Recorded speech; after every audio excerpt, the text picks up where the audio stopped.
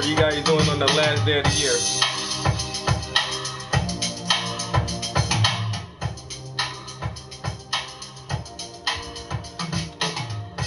You got any major plans for today? This is it right here. If you don't get it done today, you gotta wait till next year to get it done.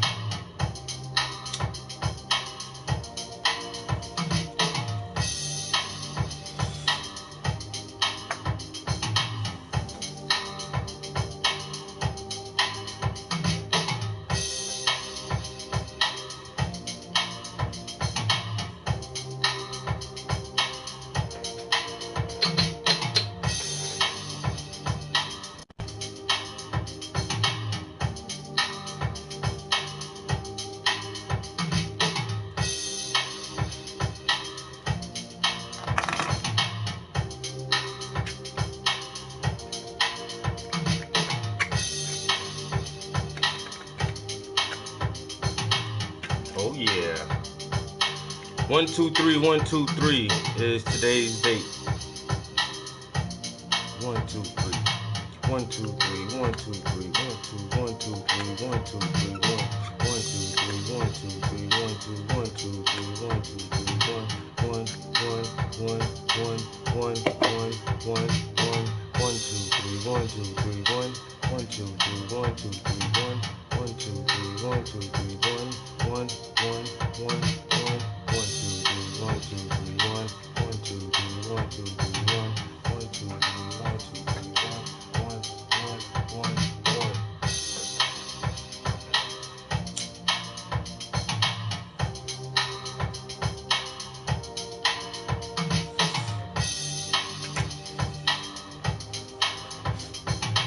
Yo, good morning. You dig the beat? It's only 2 loops.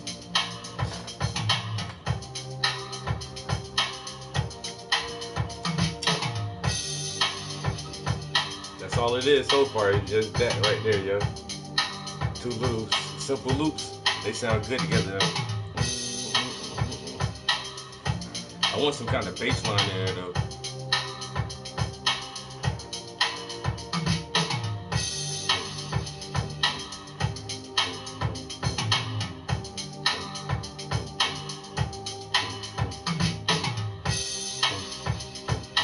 I need something like that in the back. This right here sounds pretty groovy so far by itself.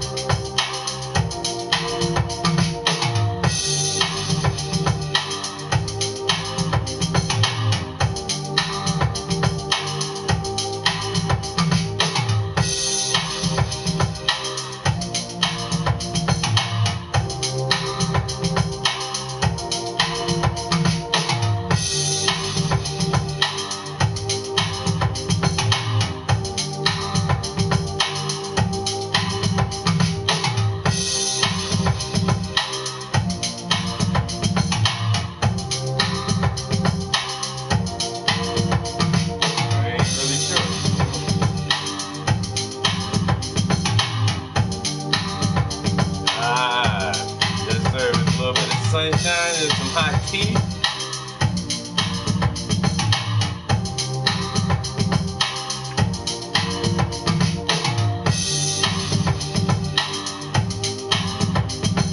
Ooh, I like that. Yeah, never mind about me. Sitting in the sunshine with my hot tea. shit here trying to. I can gotta get on this shit a little bit. I'm gonna call this hot tea.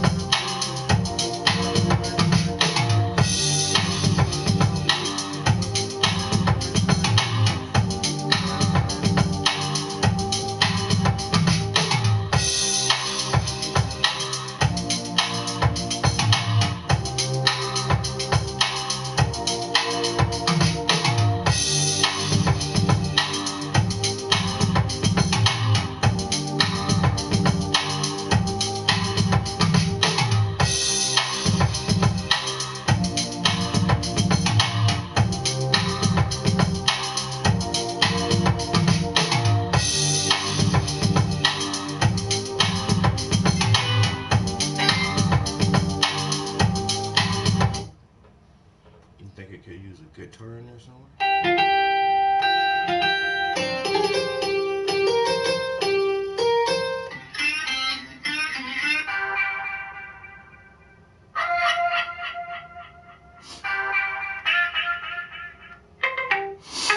I gotta blow my nose.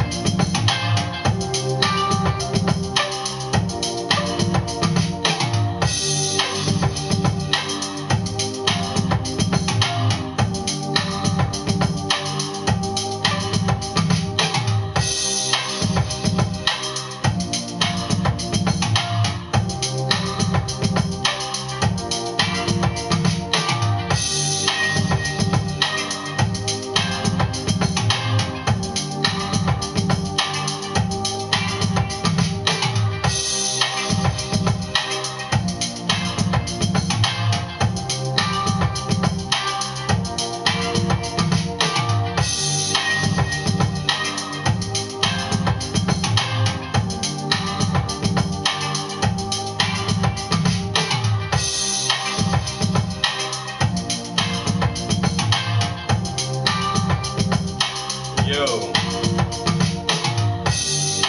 yes or no to that little guitar? I kind of like that shit is.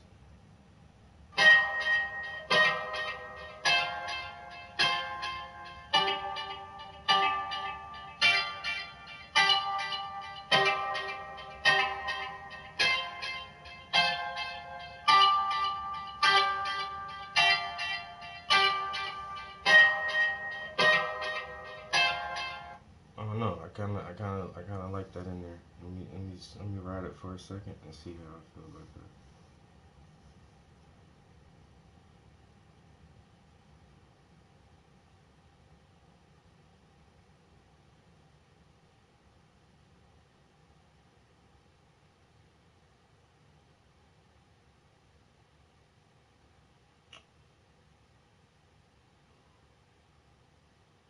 I'm trying something. Let me try a little something if I do that. I don't know. It might be bullshit. Yeah.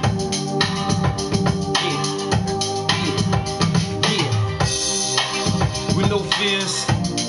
Last day of the year. And I never disappear cause I create much shit cause I'ma stay here and I would live forever in the... Ooh. Nah, that little drop ain't go right like I thought it would. Nah. So, cause that shit, it fucked the whole flow up. Let me hear it.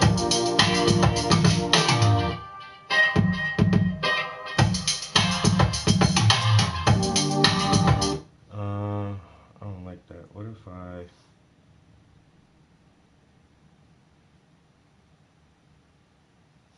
Alright, what if I take... Hold on, let me reset all of this. Put that back. Alright, so what if I split this? Split. And what if I take... Alright.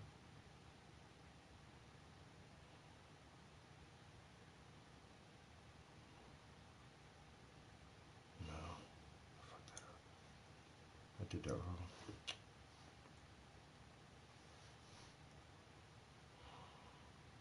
I want to split this. And I want to split it there. And if I take that part out, leave that. And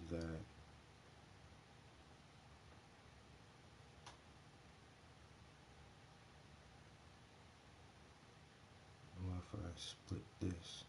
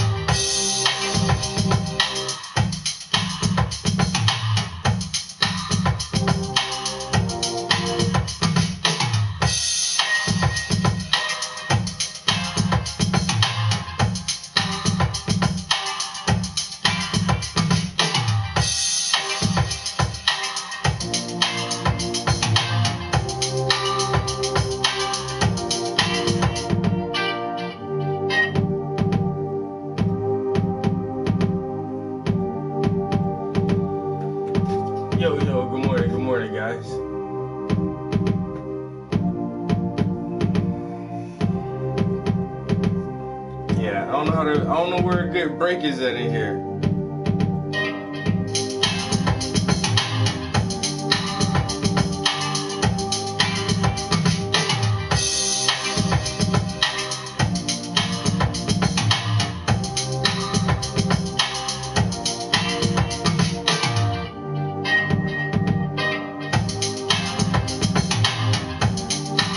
I'll just leave it like that for right now. I'll figure something out with it later. It don't sound too bad right now.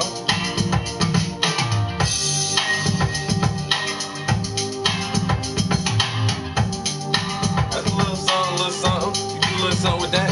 Yeah.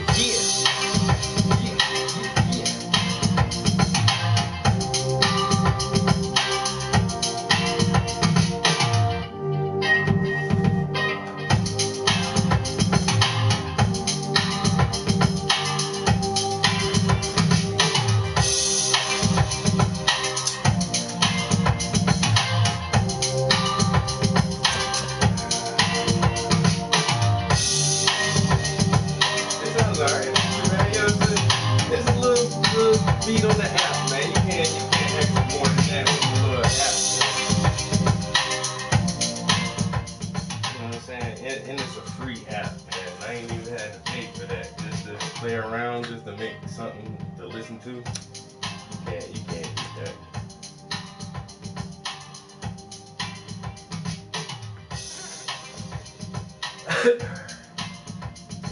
Right? It ain't bad. I got it. So we started out with two little loops. Then we added 2 more loops, and then just broke the drum loop right there. A little simple, but it's effective. It works. I can hum to this shit. I can spit a little corny freestyle to it.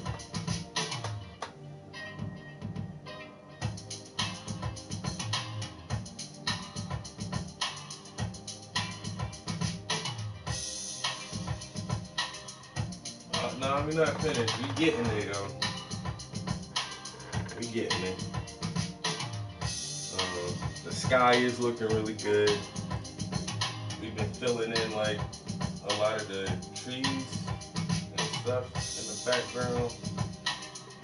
So we still got like a bunch of trees here to fill in and kind of detail a little bit more of these structures right here. And then some trees here. So this is the main section I want to work on for the next hour or so. I was in here earlier this morning, but I didn't stream because I started, so I filled in this row right here of these structures and started adding like some blocked in people here. And so now I'm going to work on this area. But this piece is coming out pretty good. So we got a new little beat to listen to this morning. We live on Instagram. Live on YouTube at the same time, doing a dual stream this morning on the last day of the year. You know. Hope everybody having a good day.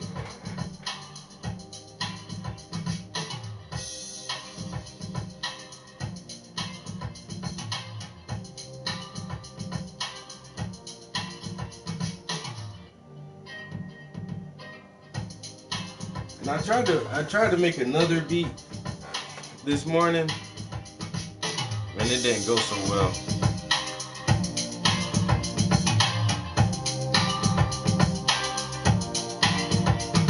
But that one is definitely a keeper. But this one right here, it has like some orchestra stuff. I actually started this yesterday, and I was playing around with it a little bit this morning.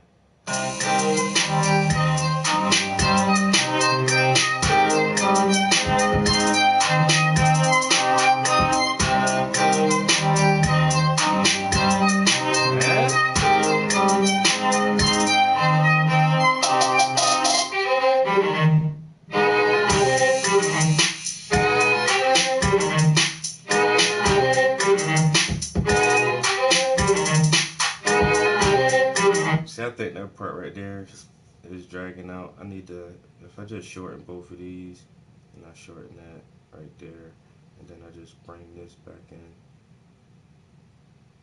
If I copy this, paste that back in there.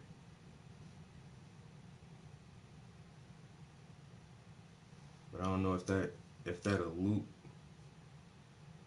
correctly, or oh, you know what I would have to do is, let me see, can I split this, make this its own section, copy that part, then I'll paste that there.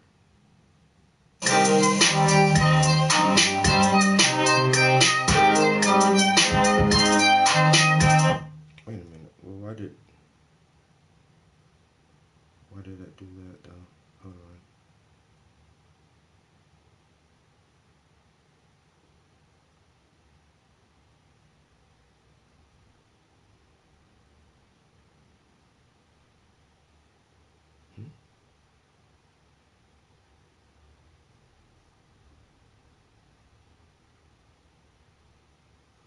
I'm not understanding what. Hold on. What I just. How I fucked that up. I'll just loop this.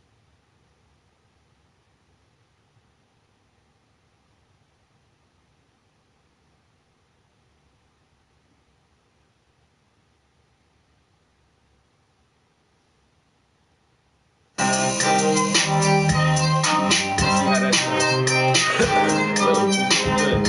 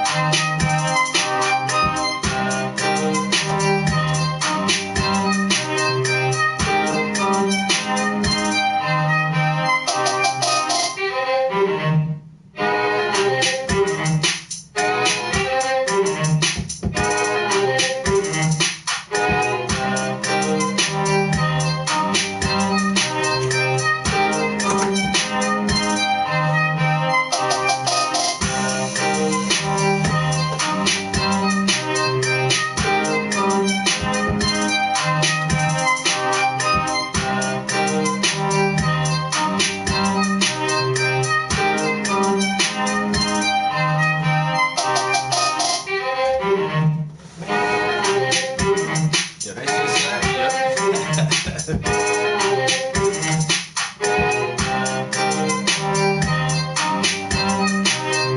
I might keep that one.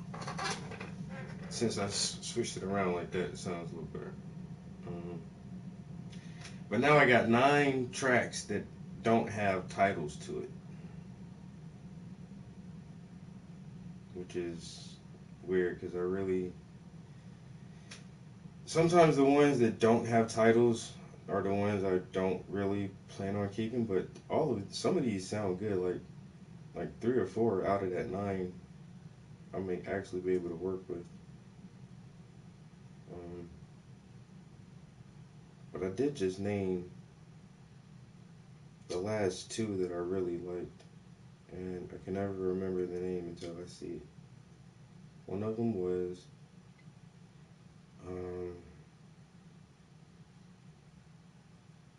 damn it.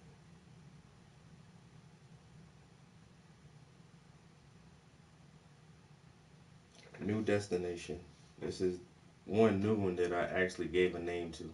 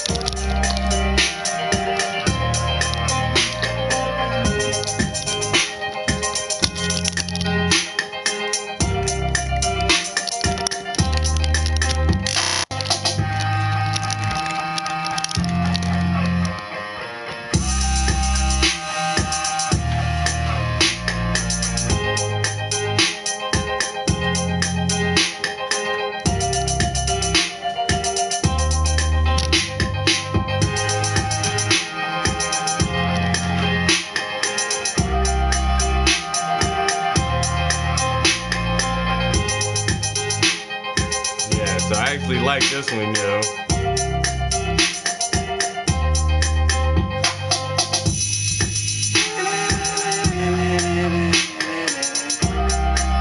We got some good breakdowns in there.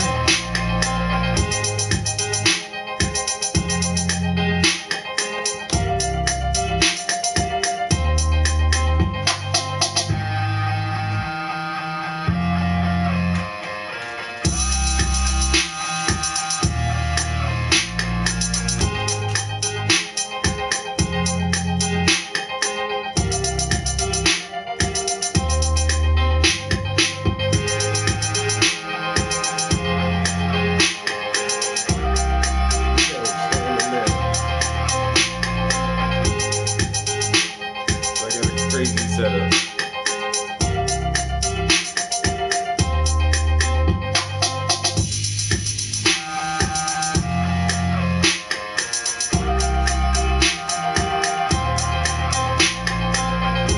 Yo, Happy New Year, my mans.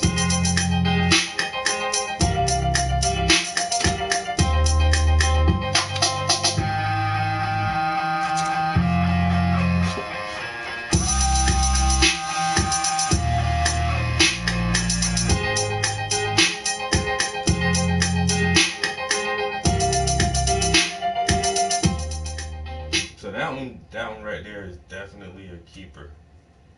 And then there was New Destination, and then there was something else. Star Power. This one has a lot of I found. What are you running? Yep, GarageBand. Yep. Yo, Adam, what's good? On the last day of the year, 1 2 3 1 2 3. Right? Well, we made it, you know? And that's enough for me. Flip the calendar. Let's try this thing one more time. You know?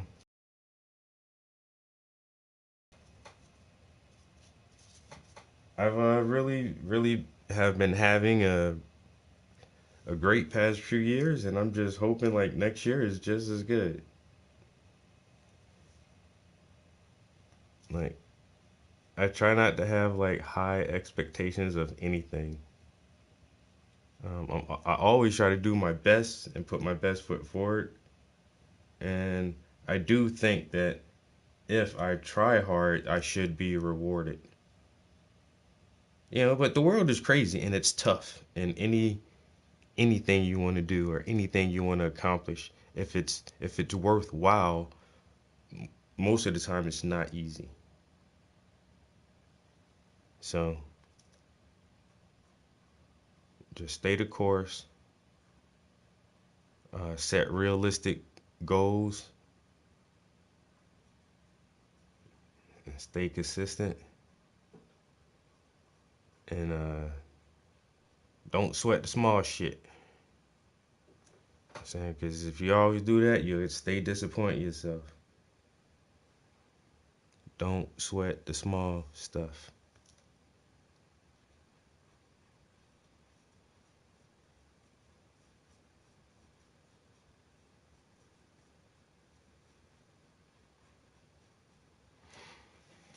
Um,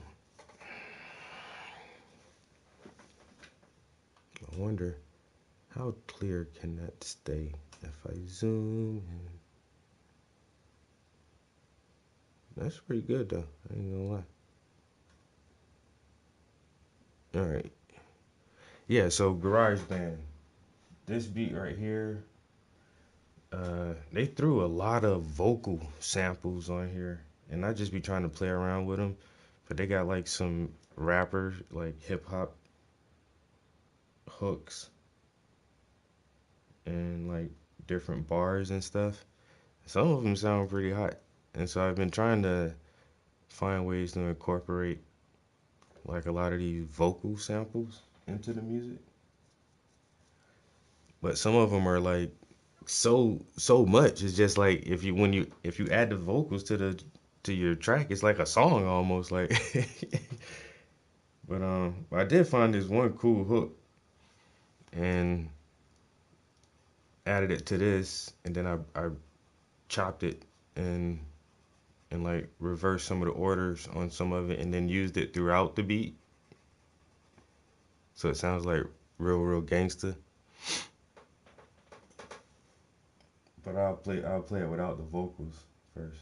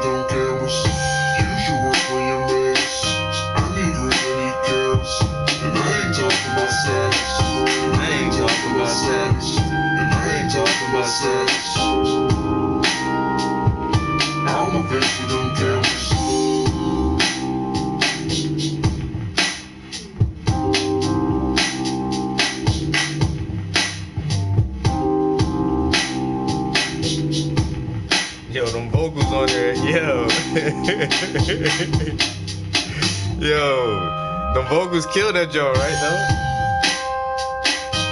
And then, like, even on top of that, there's, like, other effects you can add to it.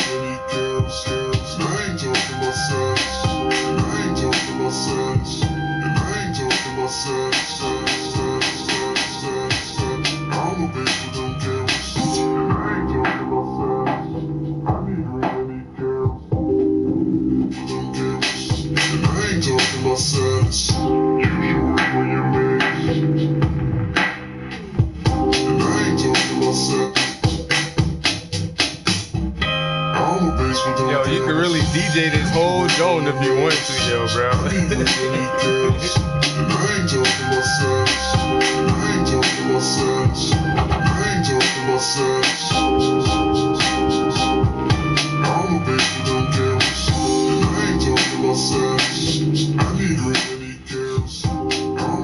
Yeah, if you wanted to, like, you can record, like, but you have to, like,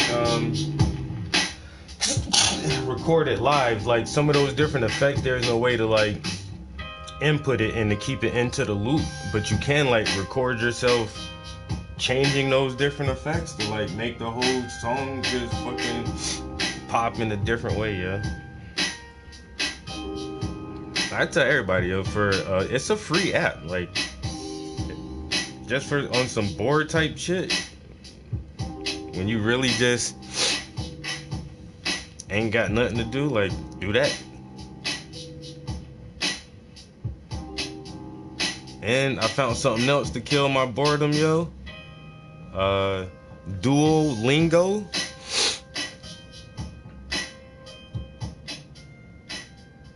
Like, Duolingo is just like a a language learning app, yo. But it's really like a game, and they make that shit fun, yo. I'm just going back over some Spanish stuff.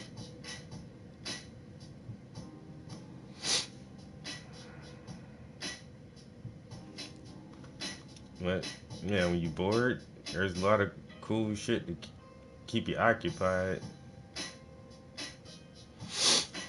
Man, I don't know why my nose so runny this morning.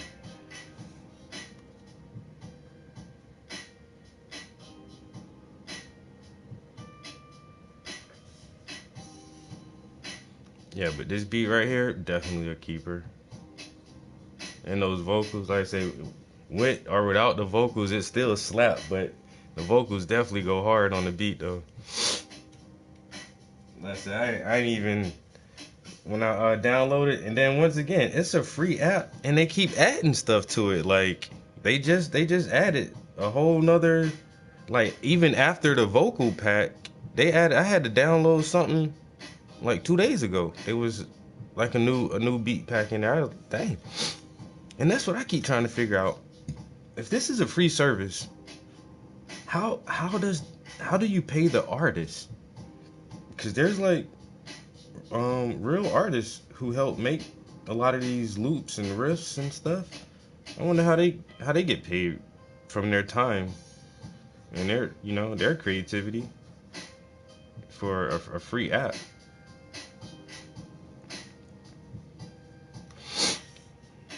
Well,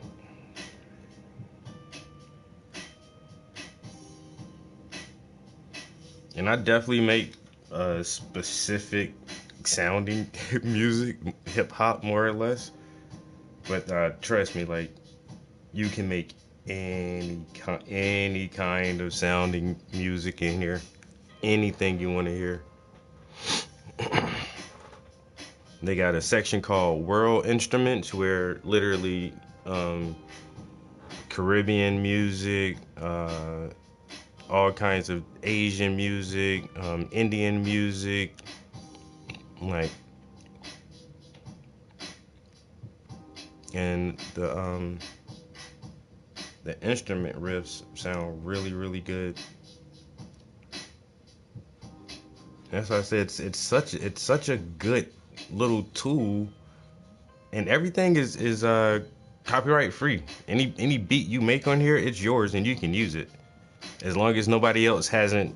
So I made one beat, and it had this one loop on there, but that loop was so fucking hard, yo. It was like so hard, and I had posted it to my YouTube, and I put it as my original beat, but then YouTube said no, somebody else has already used this, and it's their beat, it's not your beat.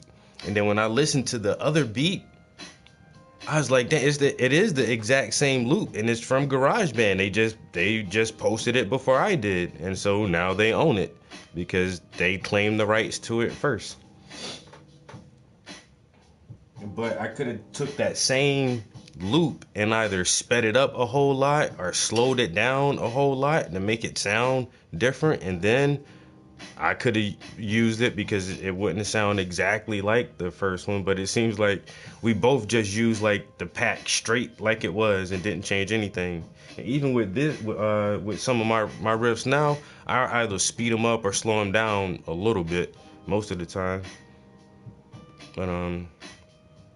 But yeah, whoever posts it first, that's your shit now. So I think that's one of the coolest things about it is you can actually use it to monetize it if you want to. And then there's a recording feature, like you can actually record shit to the app to use. I've tried to record my own vocals on there and it works. I sound really silly.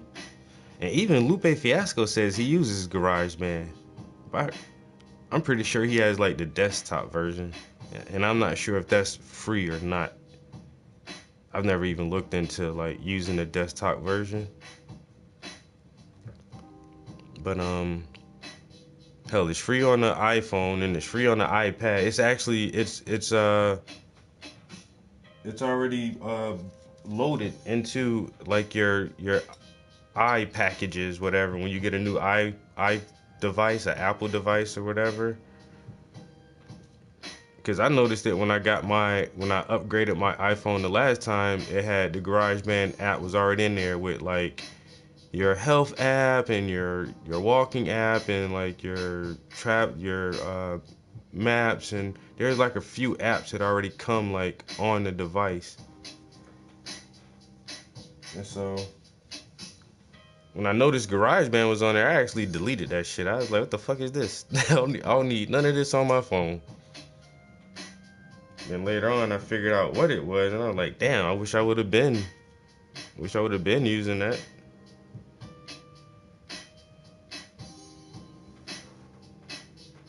Like I said, it's a really really cool tool just to pass the time, do something creative when you don't really have anything else to do. Just sit around and try and make some music. And sometimes you'll surprise yourself. Sometimes you will surprise yourself. Like I said, once I figured out like you can actually record like and make samples.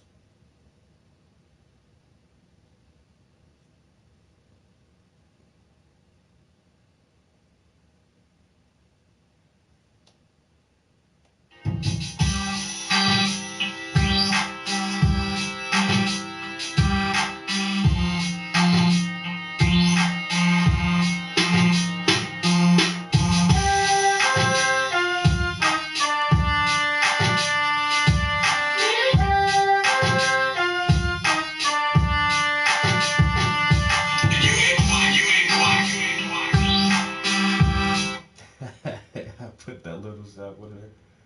You ain't black.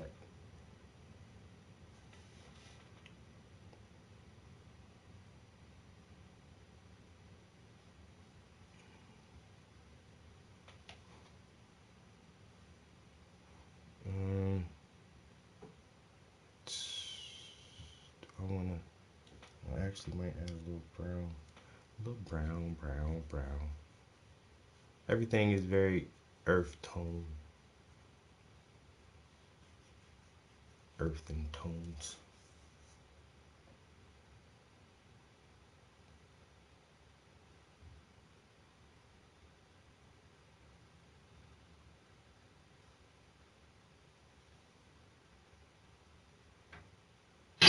Racism is everywhere and it's institutionalized. We cannot really be racist because racism is prejudice plus power.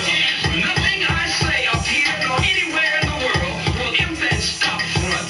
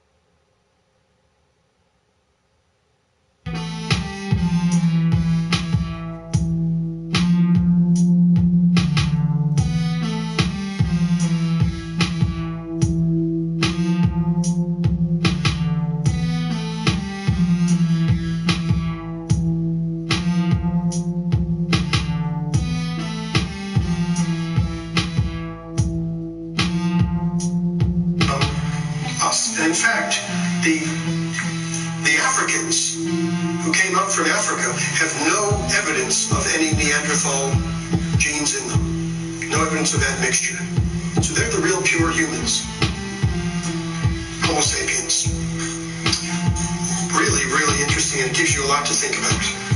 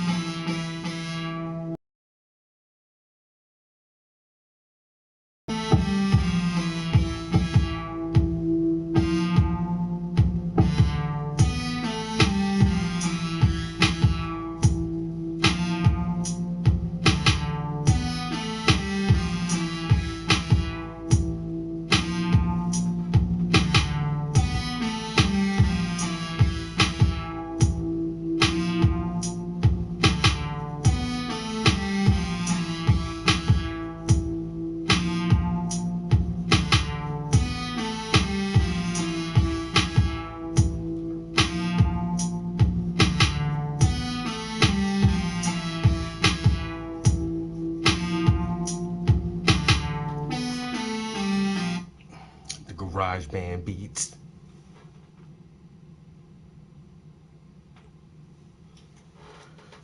working on the pyramid complex. And my easel, it won't go any higher, but I'm getting too low. I might have to adjust my seat to go lower. Man, I'm such a lazy painter.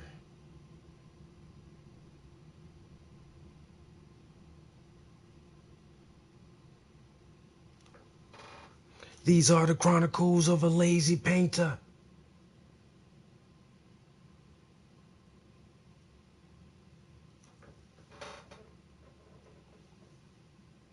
I want another line, just a small one. Here, maybe? I don't know. No, fuck that up. Alright, that's good.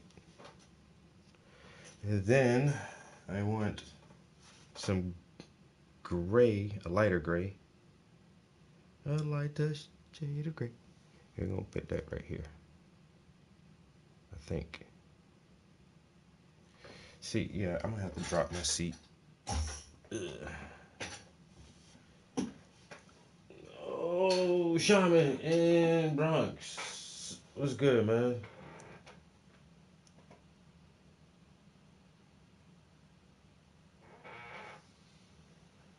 Oh, what's cracking lacking, bros? My bad. I ain't even was checking the YouTube.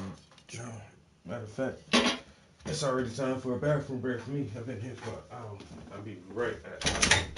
Oh, yeah.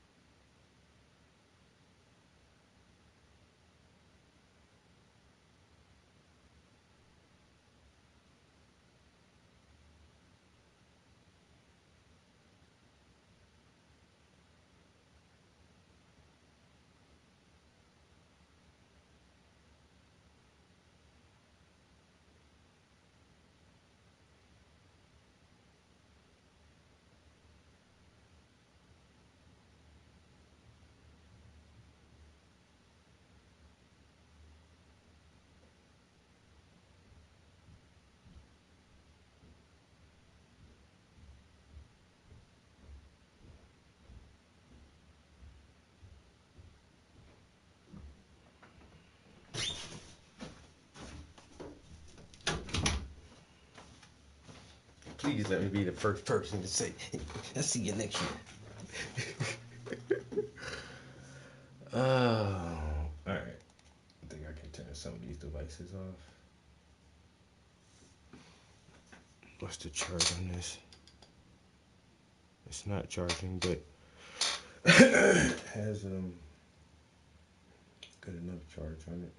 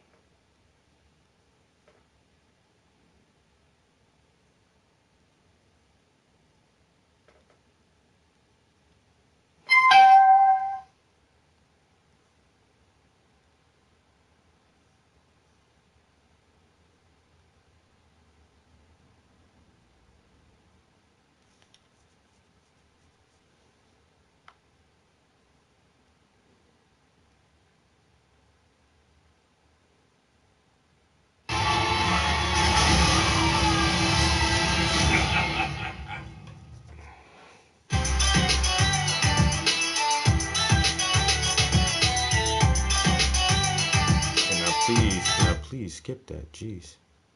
Hey, folks. Happy last day of the year. 1 2 3 1 2 3. You know what I mean? We did it. One more time, all the way around a whole set of calendar pages. You know what I'm saying? Whew. What you thought about it? It was 23 as rough as 22? Man, cause pandemic and stuff. After that died down, like people just trying to bounce back to some kind of normal. Man, look, whatever that's supposed to mean. Now it's like, people are like, what is normal now?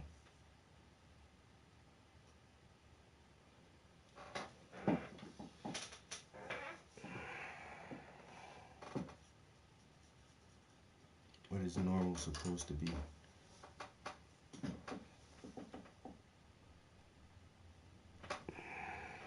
Nick Baldino and no video game shirt today.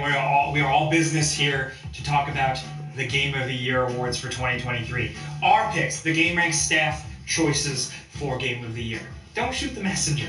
I say every single year it has been a good year for games. It's kind of like a running meme at this point with this show, but this year has been really good. There are too many games to fit on any list, if you ask me. The amount of just games that are somewhat considered great by most people are too numerous, to the point there is not enough time in the world to play all of them. So it has been a good year. Unfortunately, a lot of game development studios and places around game development have faced layoffs, as well as many other industries throughout the world in 2023. So the game industry still has plenty to figure out, but judging by the quality of games we've played this year, the train keeps a rolling, and there's hopefully a lot more to be seen. But the way we're doing it this year, in past years we've done kind of bigger, flashier videos, but ultimately what we do here most of the time is put out a video every day and talk about games with you guys. So that's what we're doing here. Nothing crazy. But we changed up a little bit how it works this year. We came up with some more interesting categories, some of the standard ones, but we tried to think outside the box a little bit. Also, again, these are not just my choices, but the rest of the crew behind the scenes on the GameRanks video team. We're going to have each category have a winner and a runner-up. So we want to talk as many games as possible, so let's get started off with our first little award, or whatever you want to call it, our choice for Best Music in a 2023 game. And believe it or not, the GameRanks choice was Hi-Fi Rush. From audio director Shuichi Kobori and the rest of their team, this game has a lot. From the actual score to the game, the licensed songs in this game, a ton of great tracks, including from Nine Inch Nails. There's so much to enjoy in this game. We haven't really, frankly, talked about it enough, but the music really seals the deal. The runner-up, though, is no slouch by any means, especially for me personally.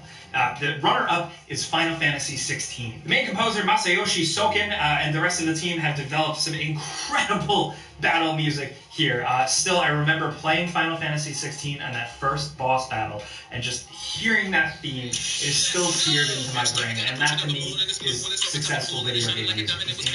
Over-the-top, awesome shit. Next up, we have a category where the answer is pretty obvious, but we think more award shows should have this category. Where are my horror game fans at? Horror people. This is Best Horror Game of 2023. There were a couple of things to pick from, but ultimately, our winner, our choice, is Alan Wake 2. Alan Wake 2 goes full in on survival horror and has... Next up on the list is a mini Lego set of a Chevy Corvette. Interior is red, exterior is black. It was crafted by the hands that produced this track. Got seats in the front, got seats in the back. Got a little bitty trunk you can hide your weed at. We gon' start this bid, 500,000 flat. Do I hear 525 next? 525, $100,000 bidder. Do I hear 530 from somebody in the middle? Oh wait, that's great. Now I see 550, $100,000 bidder. Do I hear 560? Okay, 550 going once. No, wait a minute, 560 in the front. It's 560 going once, going twice. 560 is sold to the man with the blunt.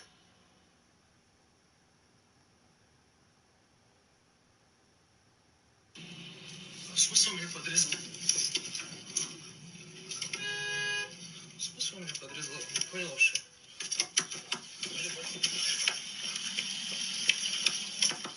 Ты как ездишь? Чё хочу? Извините.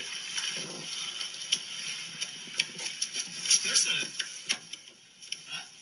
В смысле, это свои были? Я понял, заебал. Смысл меня подрезал?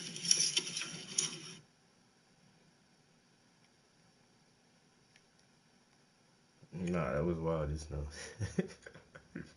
What the fuck? Hell no, nigga.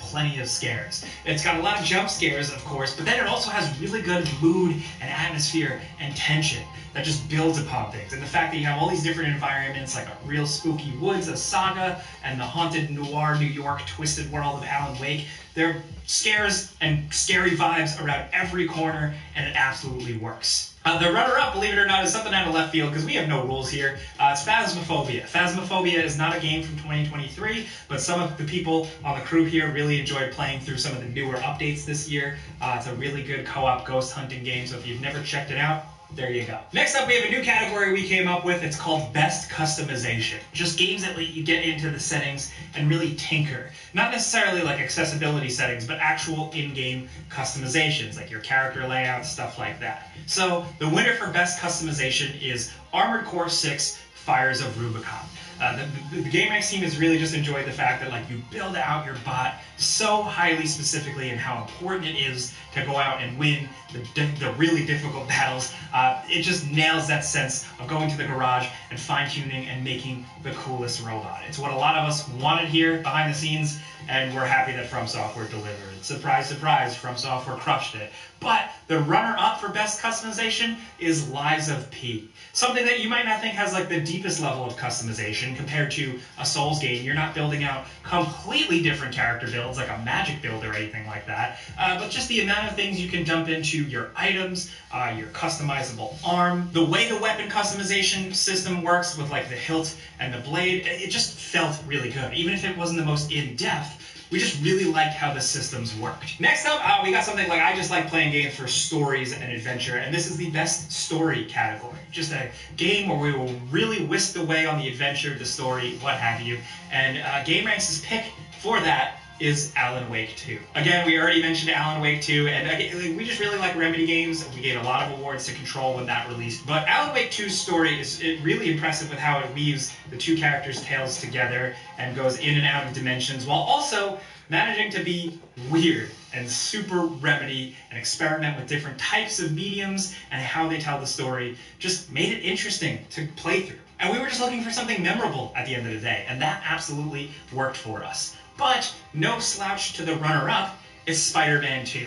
Insomniac's Spider-Man 2 told another great Spider-Man story. It had a really good Kraven, a pretty badass Venom, lots of like surprise moments and good fan service moments for fans of the old comic books like myself, but also a story that still didn't lose sight of like what they did with the last Spider-Man game. It had emotion, it had characters with arcs and depth, and it was just interesting to see play out. Next up, we had another category we came up with. It's called the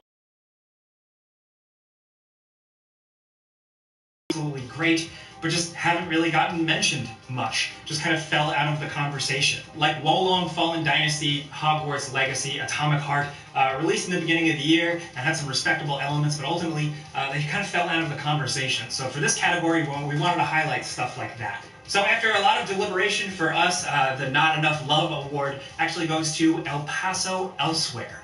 This is a game I've talked a little bit here on the channel. We all really liked it behind the scenes. It's kind of like a Max Payne inspired game. Like it's almost got like very blocky PS1, PS2 graphics and a really good mood and atmosphere. But the gameplay is third person running and gunning and bullet time diving in slow motion and plays and feels a lot like the original Max Payne. Although this time around you're shooting like, you know, vampires and werewolves and weird creatures, and there's some really great music, some great art direction, and some scenery-chewing noir dialogue with some great voice acting. It is an incredibly simple game, mind you. It is a smaller, more independent game, but it's awesome. It totally lived up to our expectations. Just an indie game really going after that Max Payne 1 feel. But the runner-up for the Not Enough Love Awards is actually Bayonetta Origins. So What's the name of this game? for us, the Not Enough Love Award actually goes to El Paso Elsewhere. This is a game El Paso Elsewhere. I don't think I've ever heard of this shit.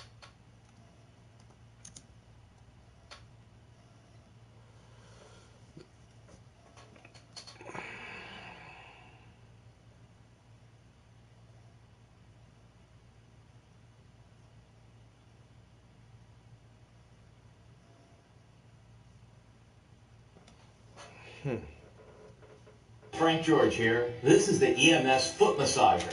EMS is electrical muscle stimulation. It's low-frequency treatment designed to stimulate your feet and ankles, Achilles tendons, calf muscles, and increase blood supply.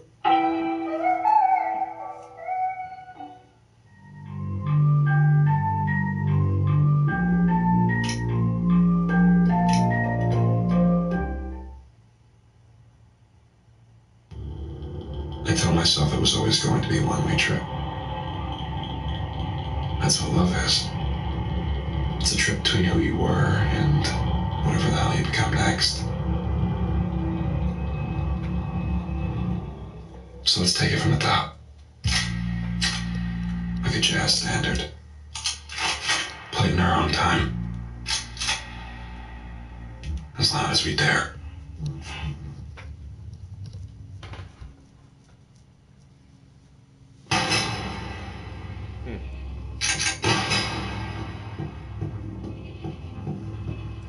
Okay, she'll have hostages. Gotta look for the light.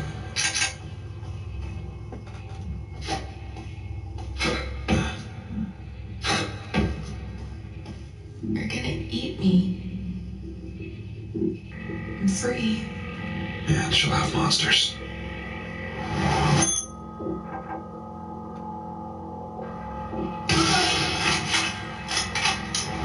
Dive, focus. I can take them down faster.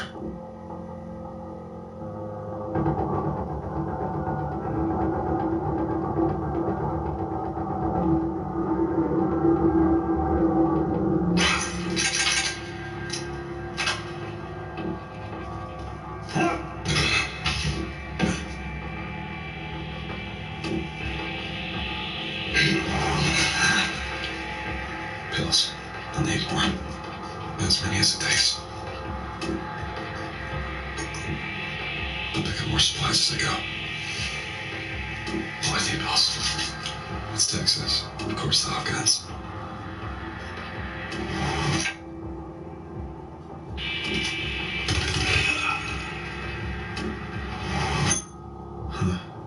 Haven't thought about these since Sunday school. Intrusive. Delirious imagery with a terrifying truth.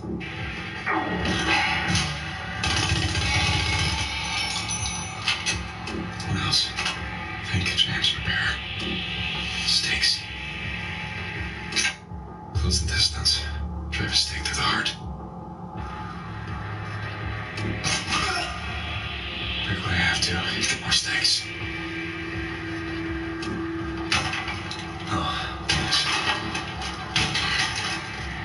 So I can stake.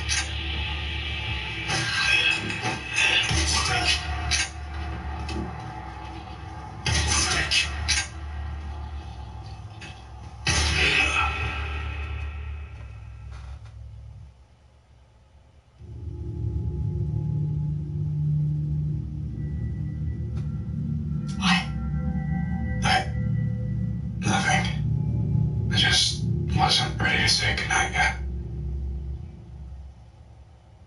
Fuck. The pharmaceutical cocktail I put together vibrates at the back of my skull. Shifts my system into overdrive. I could take anything but a tank shot to the chest right now, but that comes with a cost. My body's going to give it out at some point. And it's going to hurt. One-way trip. I picture the pills in the bag with the pills and taking the pills in the bag with... It feels inevitable. A Nickelodeon on a loop. Courtesy of an addict's chemistry. I'm the addict, by the way. Hi. Max is the Darkale, Lord of the Vampires. 15 miles from here in a tiny motel in El Paso, Texas. She's conducting a ritual that will end the world as we know it. It's what she always wanted. Even when she said she didn't. If I don't save the people she's taken or kill the things she's conjuring from the void as we speak, the world dies today. I threw away 6 months and 11 days of being sober for a chance to save the world. 98% of me is screaming in pain or exultation, glad for an excuse to fall. The last tiny fraction. That's you. I need you to believe that I'm not going to open that trunk. That I'm going to get back into this car on the count of 3 and stop my ex before she destroys us all. I need to know that you believe, so I can too. Ready? 1, 2, 3. Well, my name is James Savage. Here's to believing.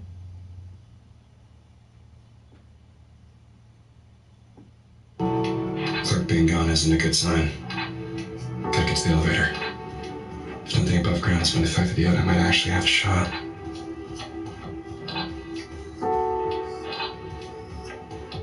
Previously on Bill Cop. The club was lit up like a Christmas tree. Cheap neon paint on the cracked facade of a broken neighborhood. My badge wouldn't get past the dress code, but it didn't need to. Where God closed the door, the devil was waiting next to a window with a rictus smile and a brownstone brick. I gave a nod of recognition on my way in.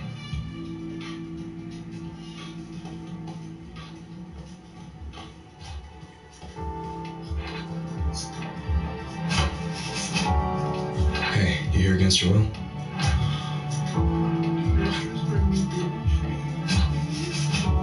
Oh, I'm very clearly in the wrong place.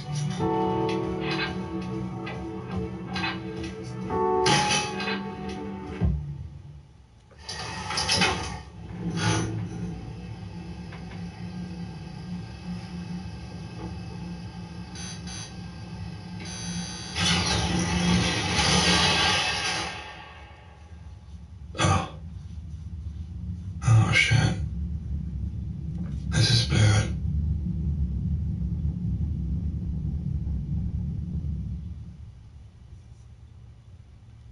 NFL Sunday Ticket on YouTube. Watch every out-of-market Sunday afternoon NFL game live. Now on YouTube and YouTube TV. Terms and embargoes apply.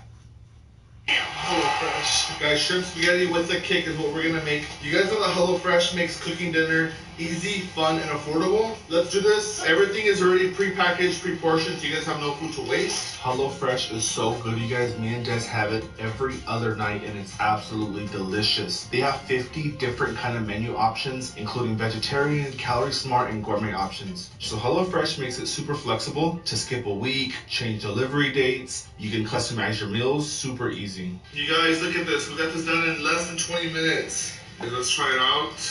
Cheers. There's no way I made that at home. So delicious, you guys. Use code YouTube16FM for 16 free meals and free shipping, plus 3 surprise gifts.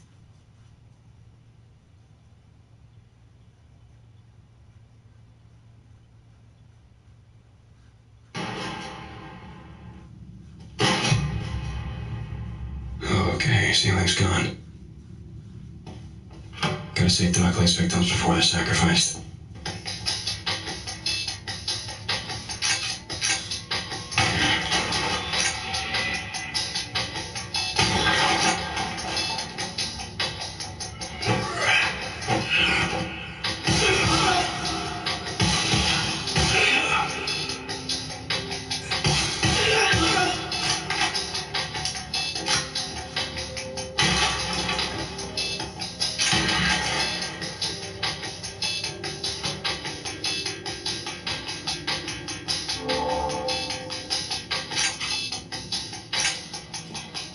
Can't die.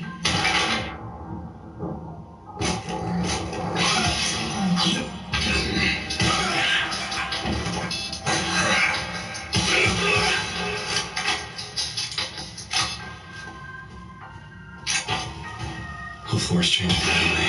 Gotta look out for that.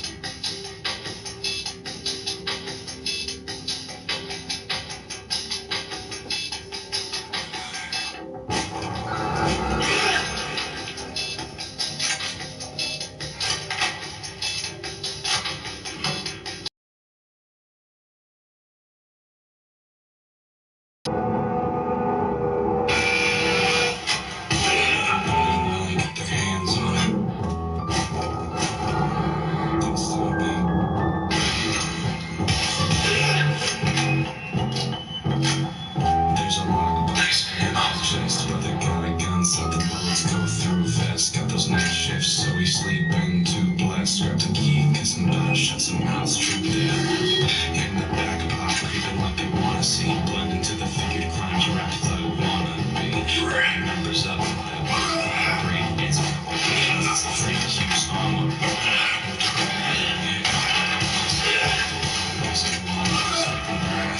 about all the stuff. Rose fire on his ass.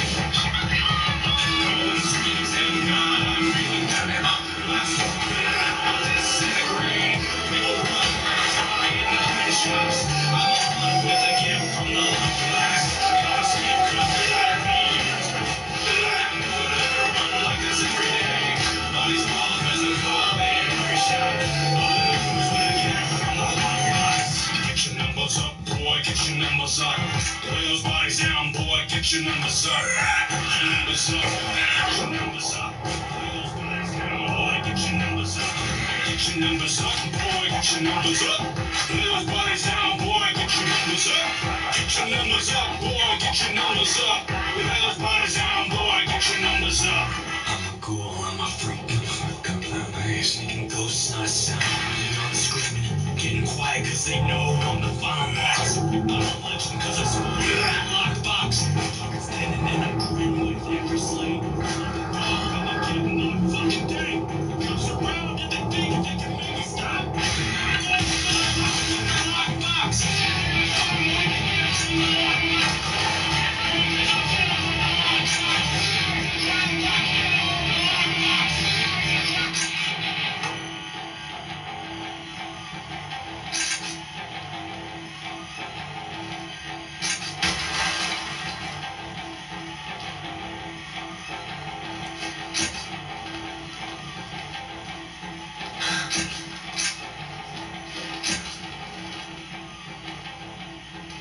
Okay, that should be all hostages.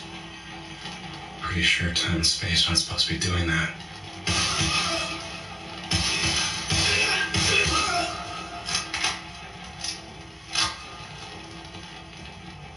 Reality's breaking down behind me. It's light. Get the fuck out of the elevator.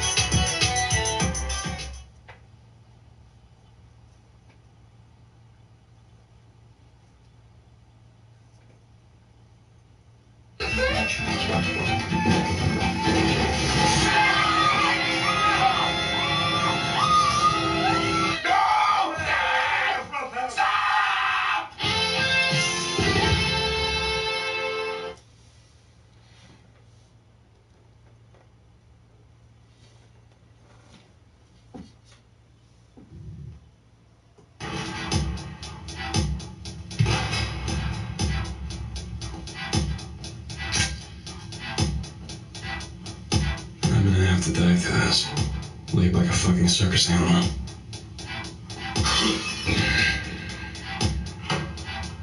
This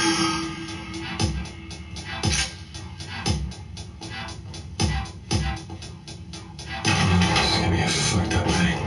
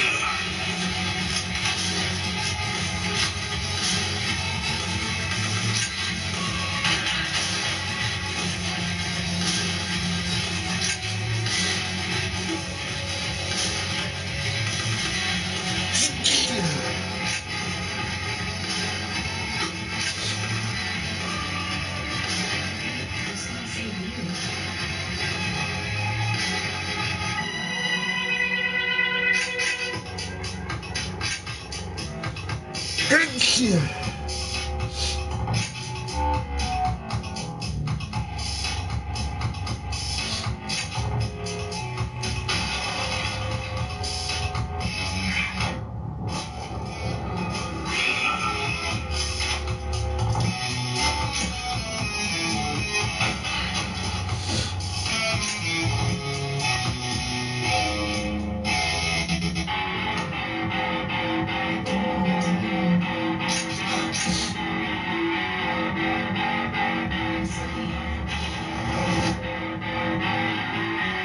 Fuck that Clay. What did you do?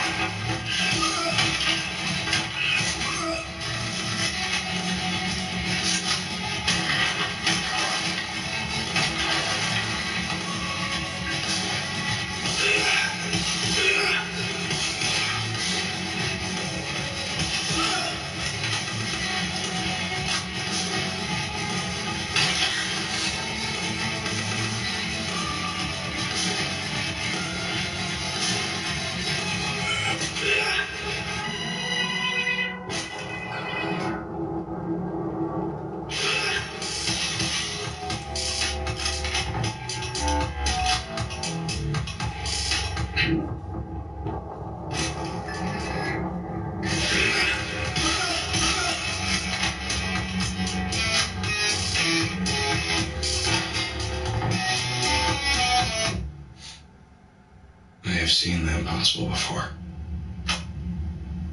My specialty was folklore. I was a researcher. That's how me and Doug Clay met. I tackled golems and will-o'-the-wisps. A leprechaun took a chunk out of my leg once. This isn't that. Those vampires had wrappings. Like a mummy. There's a reason pharaohs would have their servants killed to join them in death. It was a circle. With the right incantations, the pharaoh or noble was supposed to become undead royalty. And their servants, the personification of hunger. Drinking but never satisfied. They'd gather and vomit gallons of blood a day so that their masters could bathe in the spoils. Two types of vampires originating in the cradle of civilization. The feeding and the fed. That paradigm was supposed to have died out 1,000 years ago. Vampires changed, became more sophisticated. Like her. I don't know how to describe a smell 1,000 years old being fresh. But that Clay, what she's doing, it's torn a hole through the inner tube of reality. I'm here just in time to watch the air drain out.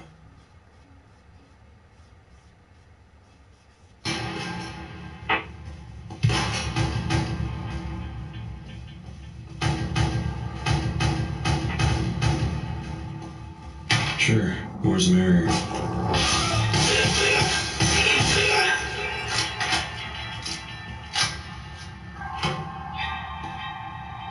Need to find another way.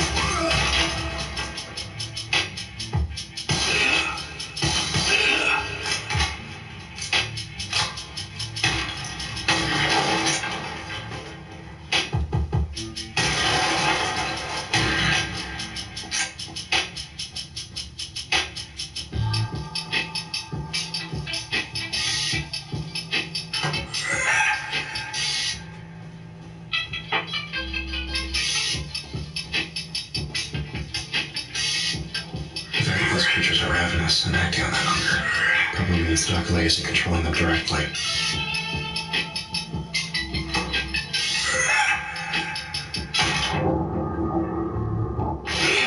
As the ringmaster above, bet you $20 that this circus is running itself. I wonder if she knows.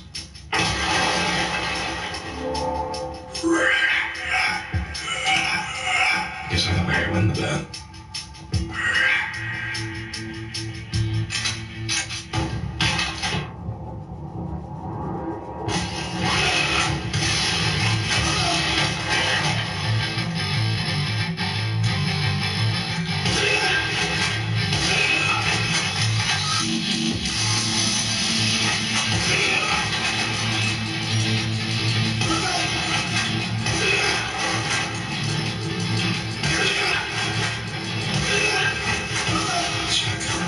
My chest shakes me. I don't feel safe.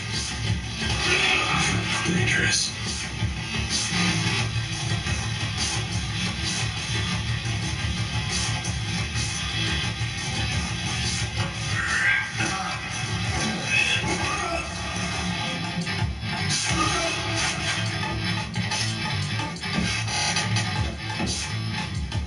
Come on down to Buck's Used Cars. I'm Buck, and it would be great if you could swing by in about a month or so. Or come on down now. You're more than welcome. It's just, there won't be any cars there. I already paid for the ad and the van. I could do that because we are one of the top 3 used car dealerships in the East El Paso area. But that was before the lightning strike, setting off every car in the lot like a stream of fiery dominoes. If you come on down now, there isn't really a building there anymore. However, we do have a cooler full of soft drinks while supplies last, and 2.5 lawn chairs that I have brought from home. I actually really appreciate the company while we get this whole situation resolved with the insurance. So, come on down. Buck's Used Cars. Buck's Used Cars. Just off the I-10. Come on down. Come on down. Come on down. Did we get that? Did we get it? What's that? Is that good? Should we let that go out?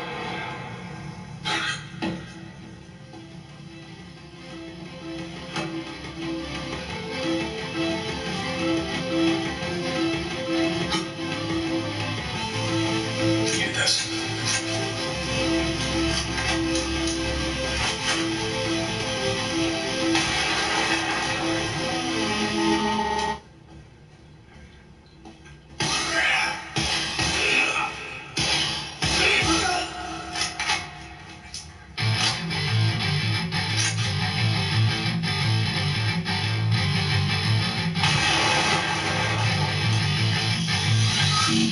Please, don't hurt me.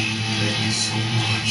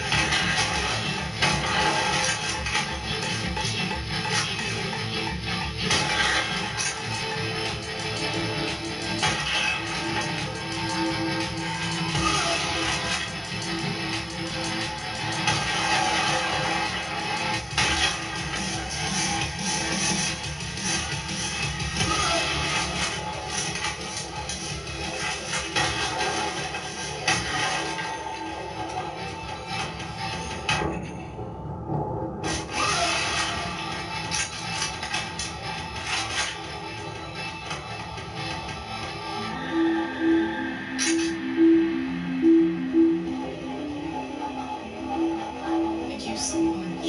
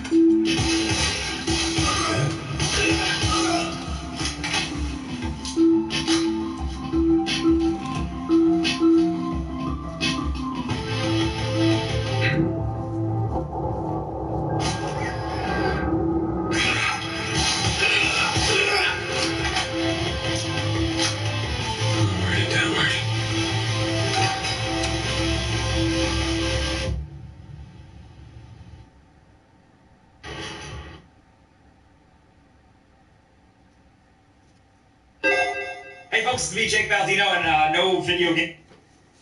It plays and feels a lot like the original Max Payne. Although this time around you're shooting like, vampires and werewolves and weird creatures. And there's some really great music, some great art direction, and some scenery-chewing noir dialogue with some great voice acting. It is an incredibly simple game, mind you. It is a smaller, more independent game, but it's awesome. It totally lived up to our expectations. Just an indie game really going after that Max Payne 1 feel. But the runner-up for the Not Enough Love Awards is actually Bayonetta Origins, Cereza and the Lost Demon. This is one that seemingly came and went, but everybody who played it, specifically some of the gang here at GameRanks, just really enjoyed it. Just a different take on Bayonetta, totally different gameplay style, but just something that they found enjoyable to play through. Next up is an old-fashioned category, totally works. It's Best Multiplayer. And the winner is Fortnite. No, it's not Fortnite. I'm just kidding. Our don't look at me like that. Don't make a face. No, our best pick for multiplayer this year is Diablo 4. For all its faults and its ups and downs, right now Diablo 4 is feeling pretty good, but regardless of when you play it, playing through with a friend and just killing stuff and building up your characters is an undeniably good time. That's really the long and short of it, man. The runner-up actually was some tense arguing behind the scenes. The runner-up comes between Street Fighter 6 and Baldur's Gate 3, specifically because the Baldur's Gate 3 co-op is some powerfully awesome stuff. Next up, another weird category we came up with is Best Vibes in a Game. So just a game you play to chill out. It doesn't necessarily have to be the most challenging. It just has to have some interesting mechanics, some cool music, just a little bit more of a relaxing play. Not like you're trying to get kill streaks in Call of Duty or max out your character in Dark Souls. No, just a game you're playing just to hang out before you go to bed. And the winner for that is Jusant. I believe that's how you say it. This is Dontnod's newest game, centered around climbing with an incredible art style and just a really good thing going here. It only just released. A lot of us who did get our hands on it immediately left a good impression on, so don't miss that. But also the runner-up for this is something a little bit more upbeat, but still great vibes. It's Bomb Rush Cyberpunk. This is one, admittedly, we haven't talked about enough on the channel, but it released as a spiritual successor to the Jet Set games, and mission accomplished there. Next up is Best Indie Game. Now, in terms of the studio size and who's publishing and stuff like that, I know there's debate around that, but we don't make the rules. I don't know. Just games that have an indie feel, a smaller team behind it, whatever, man.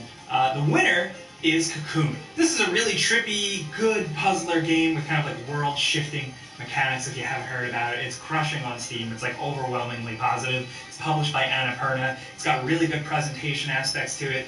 It's something you should consider checking out. But the runner-up for Best Indie is Dredge. We really love Dredge. It's a game where you just drive around on a boat and you go out in the water, and it's fishing mini games and shit like that. An inventory system that you have to manage. It's kind of like Resident Evil 4's classic inventory, and it's incredibly addictive, but also has an interesting story and through line and mysteries in the water. There's some challenge to it. It's a game that we didn't expect to really care too much about, but once you play it, you get hooked. Hooked? You see what I did there? Hooked like fishing. I'm so funny. Come on. No, I'm trying to be funny. I'm trying to let. Come on. Next up, another category we were messing around with. We call this category Best Game That Isn't a Sequel. We just wanted something, we wanted to highlight and reward something new that just came out. It is its own thing, and yeah, that's really it. So, the winner for this one is Lies of P. We love Lies of P. I mean, we're also so guilty here of just liking FromSoft style games and those Soulsborne style, games. And Lies of P really nails the whole concept of a dark and gritty, Bloodborne-esque Pinocchio. It's got great boss battles, like we talked about earlier, some cool character building, music, atmosphere, everything, really. It's totally what we wanted, and yeah. But the runner-up for Best Game That Isn't a Sequel is Cocoon, also running away with another award. So again, maybe consider putting that on your radar. Next up, we have a category called Best Remake or Remaster. We made a category because there's just so many remakes and remasters every year, so it made sense. So the winner this time around is the Resident Evil 4 remake. Not a big surprise, but it's great. They nailed it in a lot of ways. But I want to point out that our runner-up winner is the Dead Space remake, which I consider to be a little bit of a different thing. So it's you have the Resident Evil 4 remake, which kind of remixes things, puts new spin on things, but is faithful. And then you have the Dead Space remake, which kind of plays it safe. It only changes things up where it really, really makes sense in little ways and fine-tunes things, but ultimately still is great. So either way, we consider them both a win-win. And yeah, that's it. We still want more original games, but at least when they're remaking some games, they're not screwing them up. Next up, we have an award for Best Handheld, because believe it or not, a lot of handhelds released this year. New colorways for the analog, a lot of handheld, PC stuff. So our winner for Best Handheld is, we're biased, we really like the device. It's the Steam Deck. Valve's Steam Deck just released the OLED version, and it's a great device. It's updated in a lot of ways, some ways that you actually might not realize at first, but it's a little tiny bit more efficient. It's got a better battery life. The screen absolutely kicks ass. The menus are snappier. It's just a worthwhile upgrade. It's not a Steam Deck 2, but it's a really, really good revision. But believe it or not, the runner-up, it was tight, but it ultimately goes out to the Lenovo Legion Go. This is more recently released, but Juan, behind the scenes specifically, really died on the sword for this one. He likes it more than the Asus ROG Ally. It's got a great battery, a good stand, the detachable controllers work really well. It's just an interesting device. Next up, we're talking most anticipated. So we all deliberated, we got together, and our pick ultimately for most anticipated is Final Fantasy VII Rebirth. We really just want to see where this one goes. Final Fantasy Remake was awesome, but we're excited to see them just take it to the next level in a lot of ways without spoiling anything. I don't know if I can spoil that yet. I don't know what the deal is. But yeah, plus if you're just talking about the old Final Fantasy VII, like the original, they're getting to the point where they can do a lot more cool stuff. Anyway, I digress. The runner-up for most anticipated is Star Wars Outlaws. This is the open-world Ubisoft Star Wars game. Now, we've been burned by Ubisoft games before, but some of the people working on this one behind the scenes, and what we've seen so far is shaping up to just be something cool, a little bit different, something in Star Wars that isn't just centered around lightsabers. It's always nice and worth checking out, so we're really, really hoping that they nail it with this one. Last but certainly not least, and don't yell at me, don't get mad at me, don't shoot the messenger, it's our Game of the Year award, our best game of 2023. The winner is Baldur's Gate 3. Surprise, surprise. Honestly, we're recording this video kind of early, but I expect this to win a lot of awards, specifically because it's not everybody's just conspiring to make it win. It's because a lot of the RPG stuff here is really impressive. The decision making, the branching storylines, the character choices, all that stuff just really works. I was amazed. I said it in the Before You Buy back when it came out. The amount of things you can throw at this game to try and mess it up, and how everything is written and everything is considered, and it keeps throwing things back at you, is just really fun. I know the turn-based gameplay isn't for everybody. I see it in comments, but I'd still consider pushing through, because even if you just like games like more BioWare, like a Mass Effect style game, there's so much of that type of stuff. So you should push through the turn-based stuff. Regardless, it's great. The co-op is great. It's lengthy. It is really everything you want from an RPG. I know that sounds like a lot, but we mean it here. And believe it or not, the runner-up for Best Game of 2023 is The Legend of Zelda: Tears of the Kingdom. It's just a bigger, better, crazier Zelda game with so much more to do, so much more to mess around with. You can dump tons of hours into this game with just all the questing and exploration, not to mention all the weird stuff you can get into. Where's Zelda going to go from here? I have no idea. I mean, they're making a movie, so there's that. But yeah, that's our Game of the Year 2023 list. Those are our picks for the best games of 2023. Chances are there's something we missed. Me personally, I wanted to just talk more about the RoboCop game, but they wouldn't let me. So that's how it goes. There's not enough time to talk about everything, so we want to hear from you guys in the comments your own Game of the Year list. Maybe you have a top 2. Maybe you've only played 2 games. Maybe you have a top 5. Maybe you have a top 10. Who knows? Just let us know, because it's great for us to see, but also other people in the comments looking for recommendations for more games. Because that's ultimately the bottom line of what we're doing here, right? So thank you guys for a great year from all of us here at GameRanks. Watching literally puts food on our table, so we can't thank you guys enough for that. We've been doing this for a long time now, but I never really do this on screen, so I'm about to do it.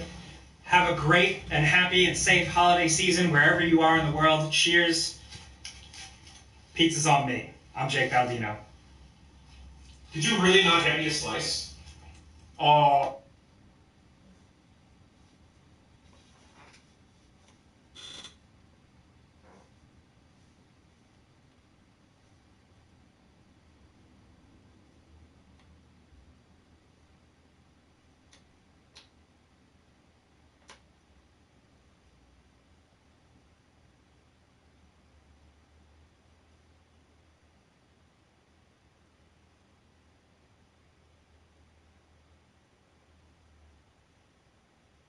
That's ludicrous. But I got you. Hang on.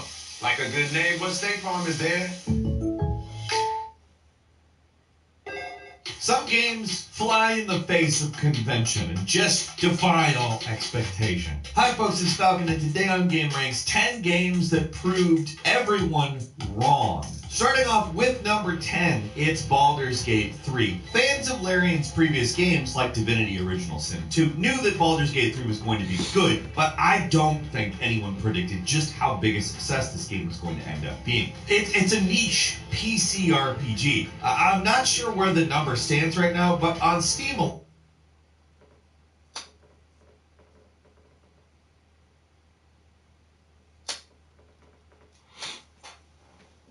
With 2023 coming to a close, time is just an never wavering. It doesn't eat, it does not sleep. It continues to march on until all of us turn to skeletons. I'm going to talk about things I'm looking forward to in 2024. So this is like my most anticipated game list for the next year. A couple of important disclaimers. Number one, stuff comes up. There's always going to be some cool surprise announcement or something that happens during the year that catches us off guard, or, you know, a game comes out earlier than expected. I don't know. There's stuff I'm going to not talk about here because it doesn't exist yet, or we don't know about it. Also, just looking at the list of games that's coming out next year, there's a lot. So I might miss something, so that's why I definitely want to hear from you guys in the comments too, like your lists and stuff. Anyway, endless diatribe over. Let's talk about the games. The first one is an obvious one I'm going to start out with. It's Final Fantasy VII Rebirth. This is, what, February 29th? So not too long of a wait, but I'm just looking forward to seeing how the whole Final Fantasy remake change-up goes. I'm still not going to totally spoil it because I actually know people that are still working through it, even though it's been a little bit. So really, I'm curious to see, like, with Sephiroth and, like, where the little changes go. Also, the fact that Rebirth just brings a lot of those fun fan favorites. Cid, Cait Sith, Vincent Valentine. That's where I'm really excited to see the remake, like, take on those characters. It was fun in the first half, not gonna lie, but I'm excited to see how it handles the crazier elements, the other section of Final Fantasy VII. There's a lot to cover. Another one that, like, just in, like, scrolling through websites and looking at, like, release lists for 2024, Vampire the Masquerade Bloodlines 2 does come up on 2024 lists. I don't know what the deal is with that game. It seems like it's kind of been in development hell for a while.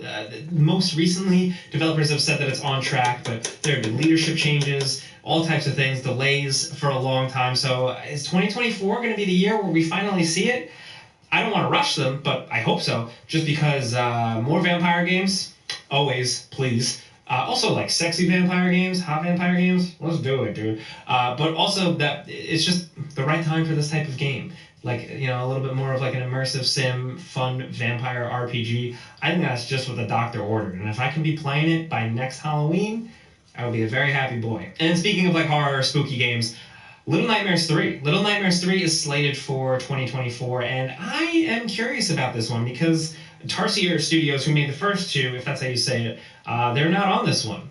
They got caught up in the whole Embracer Group thing, that goddamn publisher. So, Little Nightmares 3 is Supermassive, which ain't the worst thing in the world. Supermassive is the people behind, like, Until Dawn, you know, the Dark Pictures anthology, and most recently, The Quarry. So, it's like they can do the horror movie thing, sure, but I'm really curious to see how they apply their horror stuff to something a little quirkier, a little artsier, a little weirder, a little more charming thing like Little Nightmares. But I love Little Nightmares 1 and 2 so much. I just love those types of games where you're just like a person in kind of like a 2D, 3D type plane just going on a linear adventure. So I'm excited to see where this one goes. Now a couple of sequels. The first is Frostpunk 2. Dude, I love the first Frostpunk so much, and I always joke about how I don't like games that are like brutally challenging sometimes. But Frostpunk was brutally challenging, but from like a thinking man's way, where like every single decision you made, there were ramifications either way, and you had to weigh the pros and cons. Essentially, it's kind of like a Snowpiercer type universe where everything is frozen, and you're tasked with building out a little city, kind of like a SimCity or like Civilization hybrid type thing with resource management and stuff. But you're making harsh choices to keep people fed and keep them warm, and it is brutal. Every single choice you make is like, oh yeah, you helped save the children, but now everybody's gonna go starving and they're gonna eat the children. So way to go, you screwed up. the game has so many moments like that. So with Frostpunk 2, I'm hoping that just continues. There's been some info out about it, but I just heard the teaser and that was it. I was like, I don't want to see anything. I'm just going to go in blind and have a good time. Just sit back on the computer with like a glass of bourbon and just make poor decisions. You know, I like games like that sometimes. The other two on my list is Stalker 2.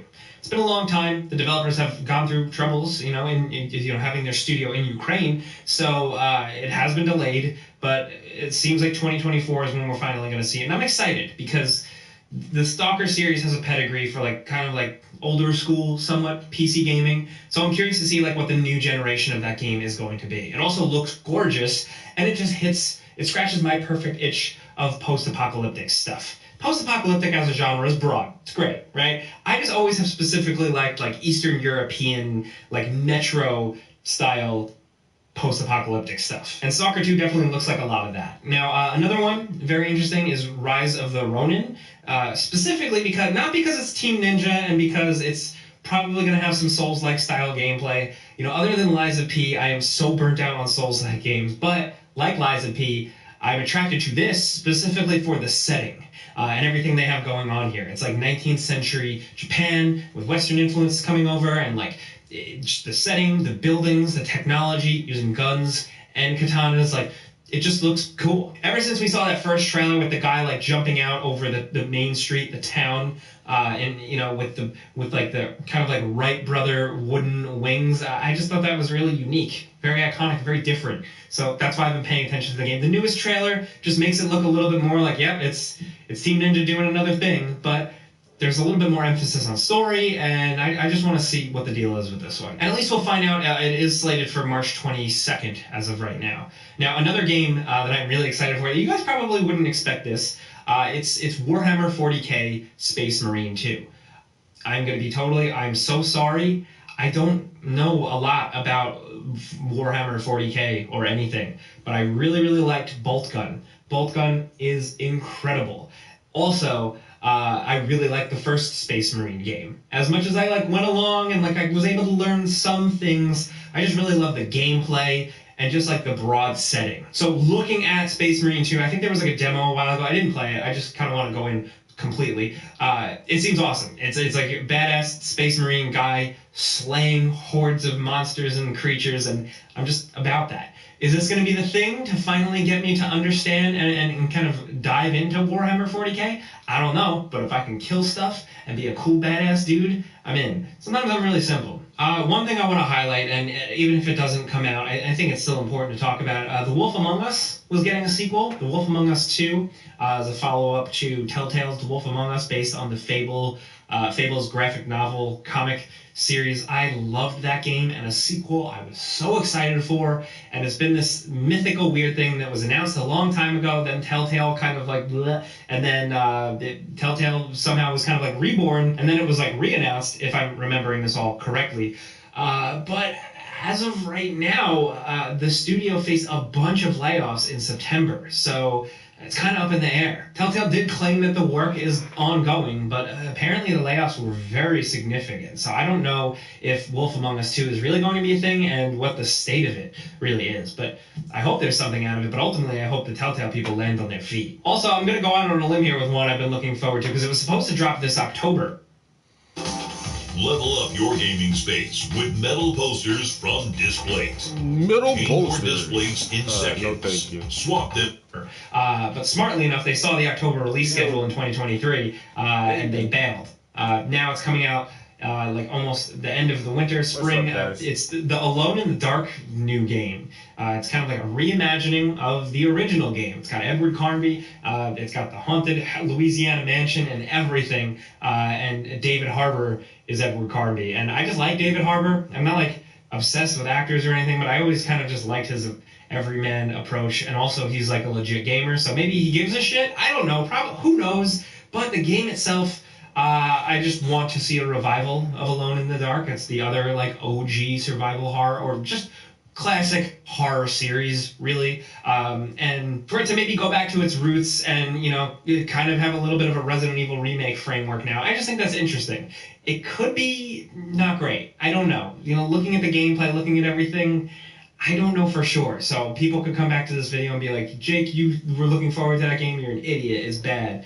Whatever. But I hope for the best. Another one on my list is Prince of Persia: The Lost Crown. Now, a lot of people were kind of disappointed that this isn't a full-fledged Prince of Persia game. You're not playing as the prince. This is kind of, for some people, just like a disappointing spin-off. But having played a couple of hours of it, like an early like alpha version of it, behind the scenes, I was about it. I was genuinely surprised how fun it was. I kind of went into it a little cynical. I'm like, you're just keeping the brand alive, huh?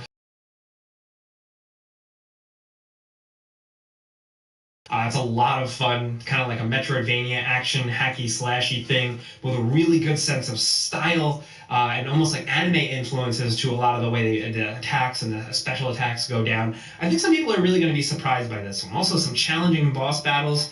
I don't know. I would love just a new traditional Prince of Persia game, but if I'm not getting that, I'll take what I can get, and Lost Crown seems cool. I really hope it turns out to be good. Also, I don't know if it's 2024, but No Rest for the Wicked. That is the new game that was revealed at the Game Awards from the people behind Ori and the Will-O-the-Wisps. The art style, the kind of like medieval fantasy look to it, this isometric thing, I am just so about.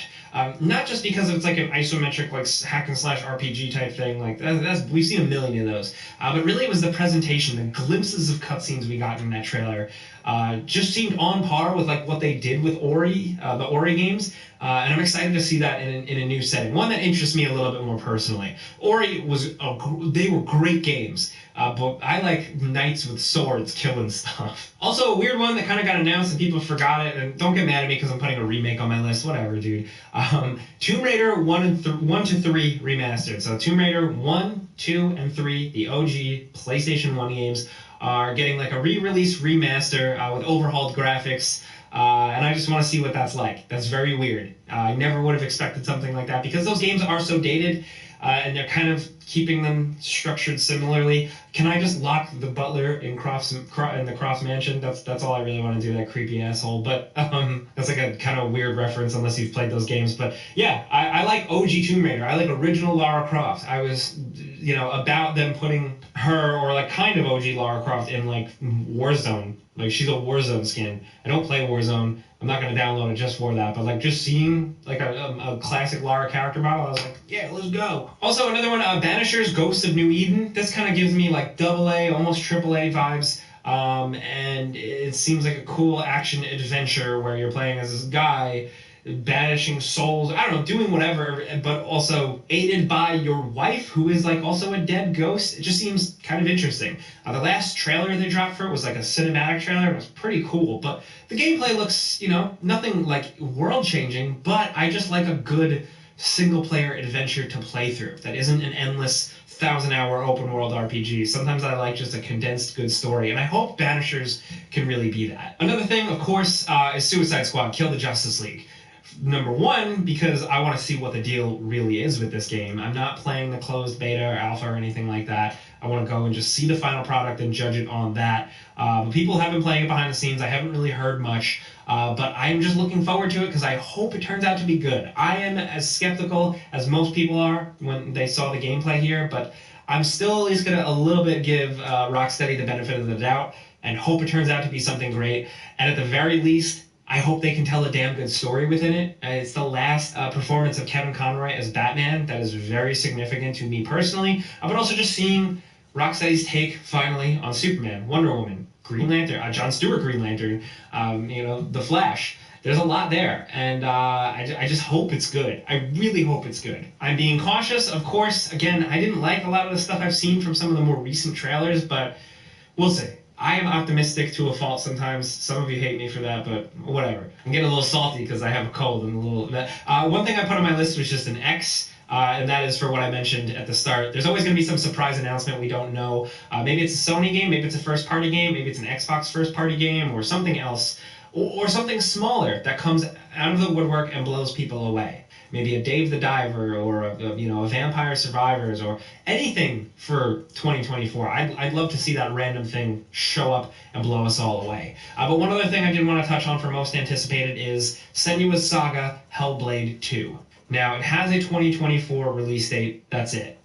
They've been working on this one for a long time, and it's gone dark for a while. It resurfaced at the Game Awards with a really cool trailer, and I loved the first Hellblade game. I thought it was awesome. And seeing this trailer and all of the gameplay that they've shown so far reiterates that what they're doing with this one, what Ninja Theory is doing, there's nothing else really like this out there. Just the style, the grime, the grit, the nastiness of it. There's just something about the way, it's not even just like, ooh, pretty graphics. It's the actual style of it all that we just don't, we see it in movies, we've seen it in like Robert Eggers movies, but like all kinds of stuff, but not really in games. So that's why I'm excited. I'm also excited because I love the first game. And even the little glimpses of gameplay we got makes it look like it's not too far off or too far flung from the original game. But the original game was a little bit smaller scale. It was made by a smaller team with a limited budget, and you could tell here and there. So I'm curious to see how Hellblade 2 goes down. I wonder if they've kept that mindset, or if Microsoft threw them a ton of money, and now it's a big open world game where she can like drive a car. I don't know. I actually hope it doesn't go too big and crazy. I hope it keeps that similar focused mindset, tells a good story, and I hope it's awesome. But those are my most anticipated games for 2024 so far. Like I said, TBD, things are gonna be announced. I hope there's good stuff this year. I hope it's a good year for games, because 2023 kicked my ass. There are so many good games out that I'm still catching up on. So let's see where it goes. So the biggest thing is, this is a conversation, right? I want to know from you guys in the comments what your own personal list is. Do you have a top 5, a top 10, anything at all? Let me know what you think. There's probably going to be some stinkers out there, but hopefully there are some winners. So I would love to hear your hopes and dreams in the comments. And if you like what I'm doing here, I'm just yapping about stuff I love, clicking the like button helps me. Thank you. But yeah, that's it. Thank you guys for watching. I'm Jake Baldino. Subscribe because video games. Pizza's on me. When your cat's in me, then your dog is too. And it's hard to know what's fake or true. Just raise a glass with a friend or two. And tell them more, tell them more, tell them more, do. And the online chats keep getting worse. You lost your keys in the metaverse. Parents left just went left on you. And tell them more, tell them more, tell them more, do. It's a crazy world, so what do you do?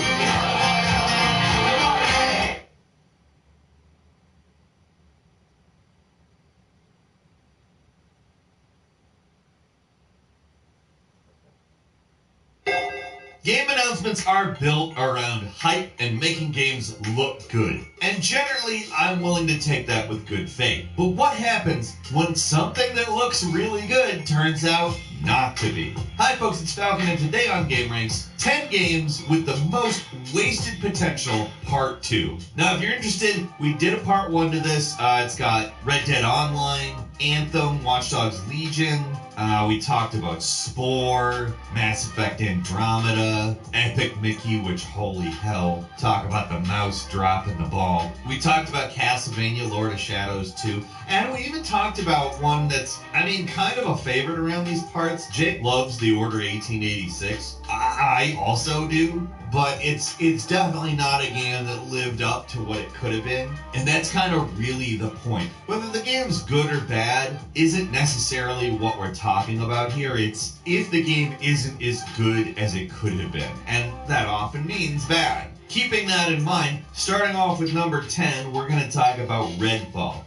So by any metric at all, Redfall should have been good. It's from Arcane, the guys behind Deathloop and Prey, both good games. But oh yeah, remember Dishonored? Not just a good game, but a freaking iconic franchise. It established that Arcane way of doing things. And Redfall was Arcane's first game after their publisher and owner Bethesda was acquired by Microsoft, so you'd think it'd be in everyone's interest to make a good game. That's not Redfall, though. It's, at its best, mediocre, which is frankly shocking coming from Arcane. The potential was there. A vampire hunting open world immersive sim. In a just world, this would basically mean a longer, bigger, more immersive and interconnected Prey, but the whole thing's watered down into an online-only games as a service slog. Instead of a game that plays to the developer's strengths, the final version is just a showcase of all of their weaknesses. Poor performance, mediocre gunplay, enemy AI dragged this game way down, most of the immersive sim elements gutted. The game just feels empty,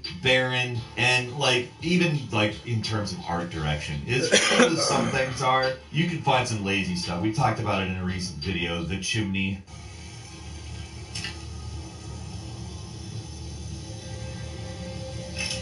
the chimney's pretty symbolic of a lot of what goes into Redfall. I have a theory. I think I mentioned this elsewhere, that Arcane really wanted to do Redfall a different way and had games as a service sort of forced on it. And Arcane decided to say, you know what? We're owned by Microsoft now. We're a beloved developer. We're pretty safe. Let's make it so they never ask us to do games as a service again. Like, okay, and the reason I say that, there's some information out there about the original design ideas for Redfall. They all sounded a lot more ambitious and interesting, like an open world Dishonored. The thing that everybody wants Redfall to be, instead of this big pile of meh. Obviously, there's no way to ever prove this theory, and there's no way they would ever cop to it, because it would, I mean, if it's what they were trying to do, they can't say they were trying to do it. But, yeah, let's hope the next Arcane isn't a games as a service and is up to the standards that Arcane has established for themselves. And number 9 is Final Fantasy 15. Any game that has such a long and tumultuous development cycle is almost inevitably going to be seen as having wasted potential. That's kind of the nature of game development, and the ideas that get abandoned are, I don't know. This game started as Final Fantasy 13 Versus. It had to do with the Final Fantasy 13 mythos, but it turned into its own thing, took a full decade, and when it came out, it felt kind of unfinished. Story beats would come up and get dropped, entire areas would get introduced only to disappear from the story, entire chunks of the adventure are just covered by a text crawl. It's kind of a mess, which is disappointing. And you know what? I'm gonna say, this is kind of an example of what I was talking about in the intro, that some of these are actually pretty good, but pretty good is definitely not great. And Final Fantasy 15 could have been great, especially with the amount of time that was in the oven. Like, I'll tell you what really works about it. The classic RPG adventure recontextualized into a road trip. That works. Ignis, pull over a sec. Certainly. There is a camaraderie and an interesting dynamic that exists in this game that I don't think I've ever seen in a game. And a lot of the time they nail the feel. Despite the fact you basically have unlimited time to play the game, it does actually have that some horrible event is looming feel a lot. Like, they really get a lot right, but they also just, wow, it's such an unfinished game. First up, I mean, it's just blatantly unfinished. There was originally going to be a set of DLC, and if you do look into all of the DLC, there's a whole bunch of it, but it doesn't, the ones that they said they were going to put out to, you know, continue the story, that didn't work out. It's kind of dumb because, like, they'd already released a whole bunch of crap, like cup noodle helmets, and I'm pretty sure you could buy a season pass for all that DLC.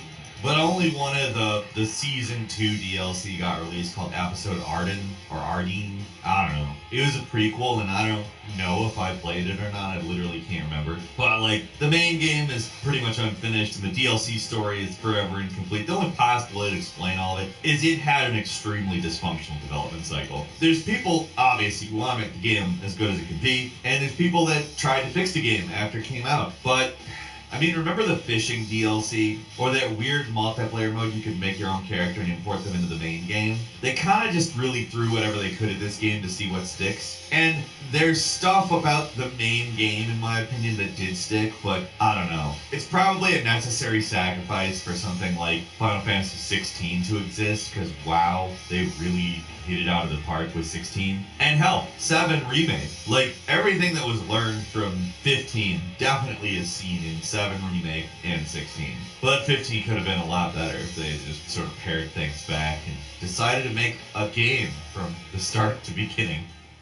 And number 8 is Splinter Cell Conviction. Another one that we got that really wasn't bad, but it just could have been a lot more. Maybe not to the extent that Final Fantasy was, but also Splinter Cell Conviction wasn't intended to be as big of a game as Final Fantasy was. So on some level, the disappointment might be a little bit more, even if the game is, on the whole, a little bit better. kind of contradictory, but I don't think it's too hard to have played both and come up with that opinion. Conviction was intended to be kind of an entirely new Splinter Cell game, where you're exploring an open world environment and engaging in social stealth, sort of a modern day take on the Assassin's Creed series. It was also intended to be a big focus on physics objects that Sam could pick up and throw around as weapons and stuff. The story would have been Sam on the run trying to uncover a conspiracy within a third echelon, which is basically what happens in the final game, but it looks like the original version would have been a lot more Jason Bourne than the standard Splinter Cell antics of the full game, which, not bad, again. And open world games feel kind of played out now, but to me an open world Washington DC where you're playing as a spy on the run could have been extremely cool and unique. Apparently Ubisoft canned the original idea for being too close to Assassin's Creed, but we're in 2023 and there still hasn't been a modern day Assassin's Creed game, so I don't know why people really would have cared. The original vision for Conviction would have taken the series in a whole new direction. Maybe it wouldn't have worked, I don't know, but it would have been more interesting than the mostly safe choices that Conviction finally landed on. At number 7 is PlayStation All-Stars Battle Royale. It's Smash Brothers, but for PlayStation characters. That's it. That's the potential. Could have been great, right? Other than Nintendo, PlayStation has some of the most iconic characters in the entire video game medium. Like, think about it. Classic PlayStation characters like Crash Bandicoot, Spyro, Cloud from Final Fantasy VII, Solid Snake from Metal Gear Solid, Lara Croft from Tomb Raider with impossible proportions. Hell, even Tony Hawk. All these characters were at one time closely associated with the PlayStation brand. So what did Sony do when they made their own great value Smash Brothers? They put in such iconic characters as Fat Princess and Noriko and the guy from Starhawk. Like, seriously? It's not like there are no recognizable characters in this game. You got Jak and Daxter, Parappa the Rapper, Kratos. You even have, like, a few Tier 2 memorable PlayStation characters like Sir Daniel Fortesque from Medieval. And I realized that Sony doesn't own Crash Bandicoot or really any of those characters, and that was part of the problem. But if they were gonna do that, they really needed to get the rights to those characters for it. Like, forget Gruff, Clone, Spy, and Boobs McGee. Not having Crash Bandicoot in this, it's basically like saying, why do we have this? Like, imagine Mario Kart is called Nintendo Kart and has everybody but Mario and Luigi in it. People would be like, what? Yeah, Parappa and Kratos are PlayStation icons, but Crash Bandicoot was the thing that made the PlayStation legit when it happened. They needed a mascot, and he was that guy. Even though he wasn't legally that guy, he was that guy. And then you start to tie in these other problems like gameplay modes and how it feels to play the game and how bare bones it kind of is. Perhaps having a few more of the real A-tier PlayStation All-Stars in your PlayStation All-Stars Battle Royale game would have given them a little bit of time to patch the game with some updates. Because that was a new thing back when PlayStation 3 happened. You could do that. It probably also would have made people super excited as opposed to irritated because it was a new thing back then. Like, oh, this game could be made better. And number 6 is Dante's Inferno. The hell described by Dante sounds like a fascinating place to explore. There's a reason why this story has inspired so many artists throughout history, and the possibility of somebody putting out a true alternative to the God of War series is pretty exciting, but while Dante's Inferno isn't a terrible game, again, this is one of the pretty decent entries to this. It still feels like there's a lot of wasted potential. The premise itself is absolutely perfect for a video game. I mean, as described by Dante, hell is just about the perfect setting. It's got 9 circles, so hey, 9 levels. Or maybe 9 worlds with 3 levels of... I don't know. You can apply that to video game conventions as easily as possible. In this case, we got 9 levels. Each one has its own unique theme associated with the worst vices of humanity. The punishments get more severe as you go down further and further into the depths of hell. Seems like there should be dozens of games already about this. But this is the only one I can remember that really seriously attempted it in the AAA space. And unfortunately, the results are kind of middling. Yeah, you can tell the developers were having a hell of a lot of fun. But with the second circle, Lust, which I don't know if you've played this game and you've seen that boss. But I don't know what people would think of that intro animation nowadays. Anyway, they enjoyed the third circle, Gluttony, as well. They're kind of just being as disgusting and shocking as they could. But they kind of ran out of ideas. And by the end, it kind of feels like you're just exploring some slightly demonic caves. It's kind of a real failure of imagination. Combat, Dante's Inferno, really solid, but the lack of set pieces and interesting new levels that separate themselves from the previous one in some way, it really hurts the game. The God of War games would hit you with big moments and really change stuff up so you feel like you're at least in different places. Dante's Inferno pretty stingy with that, and it gets kind of boring. In this case, it's not that the devs' plans for the final game were just so much bigger, it's that the concept alone is a great idea and the final product feels lacking compared to that. Again, not a bad game, just really didn't live up to what it could have been. At number 5 is Fable 3. All the Fable games feel like missed opportunities in a lot of ways.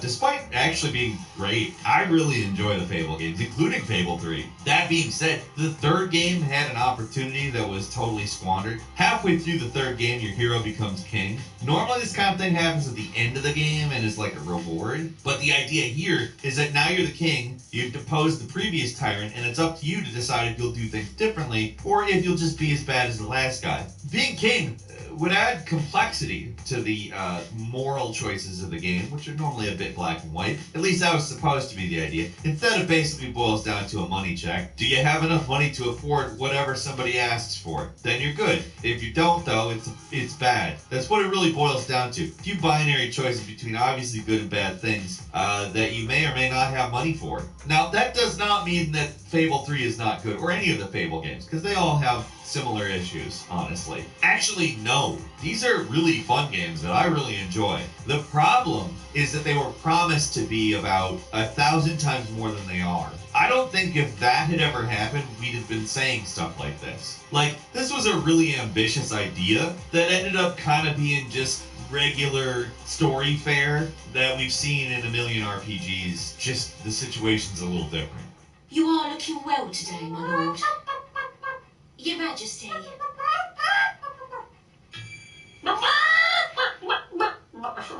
At number 4 is Dragon Age 2, another day, another BioWare game that wasted its potential. And in this game's case, at least most of the blame doesn't really fall on BioWare. EA is the real bad guy here, as is usually the case with stories that mention EA. But they gave the studio only 16 months to make the sequel to a game that took them nearly a decade. Dragon Age is it's a culmination of a large amount of work. There's no way this game could have ever lived up to it either. There are good ideas. The concept of an RPG where you're following the life of one character in a specific city that changes over a long period of time. It's a good idea. If it was properly explored, probably could have been interesting, because your choices could have affected the overall makeup of the city, your companions could change and evolve over the years. Like, think about this. Characters could become friends, then enemies, then make up. Some place could be destroyed thanks to a choice. Some magic could be used that shouldn't have been, or maybe could have been sealed away forever. Who knows? There's a lot of unique storytelling opportunities, but unfortunately it seemed to kind of be an excuse to just reuse as many assets as possible because they had to make a game in 16 months. Hosting everyone for the holidays was a bad plan. Especially when your Wi-Fi only works close to the router. Uncle Larry, please. Better plan is switching to Verizon Home Internet. Yeah, you get fast and reliable internet. Just say. And Wi-Fi coverage in every room. Thanks, Mom. You should fix it, bro. Is that too much to ask? Where'd you get this router, on a yard sale? Okay, everybody out. Good night. Thank you. Switch to 5G home internet with Whole Home Wi-Fi, and now get a 5-year price guarantee. Perfect for the most Wi-Fi time of the year. It's your holiday, it's your Verizon.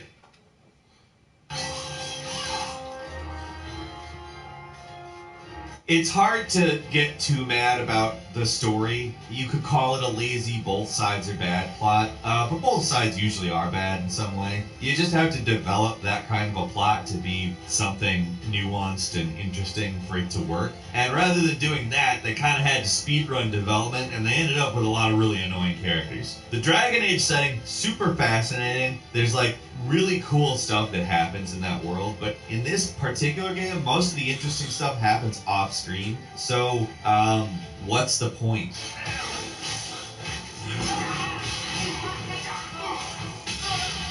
At number number 3 is Left Alive, easily one of the worst games of 2019. Kind of baffling to think that Square Enix would release the game in the state that it was released in. Like, do you remember this? Most conversations about this game revolve around how unplayable it was. And yes, it is terrible. It was not fun to play at all. But the thing that bugs me the most is how it probably could have been really good. Basically, a game that's like Metal Gear Solid 5, where you explore urban environments and scratch for resources, taking on giant mechs. You know, that sounds awesome. It sounds so awesome. This is what I was born to do.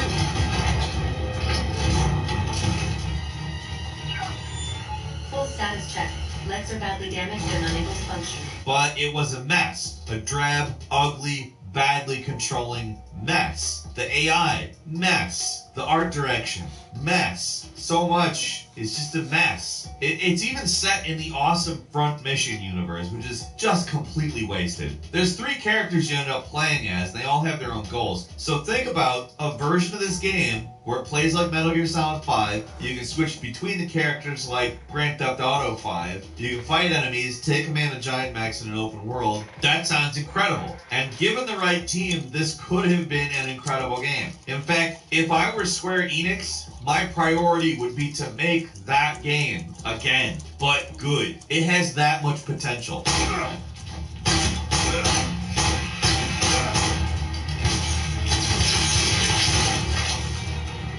At number 2 is Marvel vs. Capcom Infinite. Marvel vs. Capcom 2, one of the best fighting games of all time. Pretty amazing follow-up. In 2017, both Capcom and the Marvel brand riding pretty high. Seems like a no-brainer that the 4th game would be amazing. But it was not. Oh, it was not. The roster was weak. The graphics were, weirdly ugly. The whole gem system was an ugly holdover from Tekken vs. Street Fighter that nobody wanted. I have to take a second here to highlight how bad the roster was, though, you know.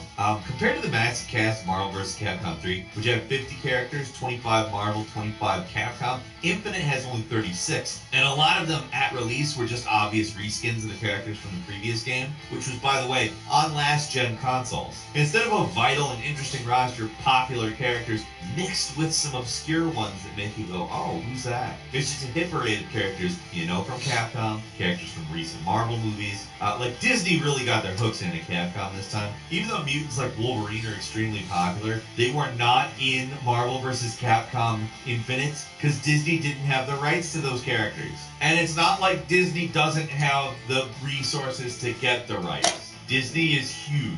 Thing is, gameplay is still pretty good. It's slower and more deliberate compared to the pace of fights from 3. And teams are now just 2 rather than 3 fighters. And it could have worked if the context of the fighting was better. But if you know what Marvel vs. Capcom is, there's a lot more to it than just like, the fighting's good. At number 1,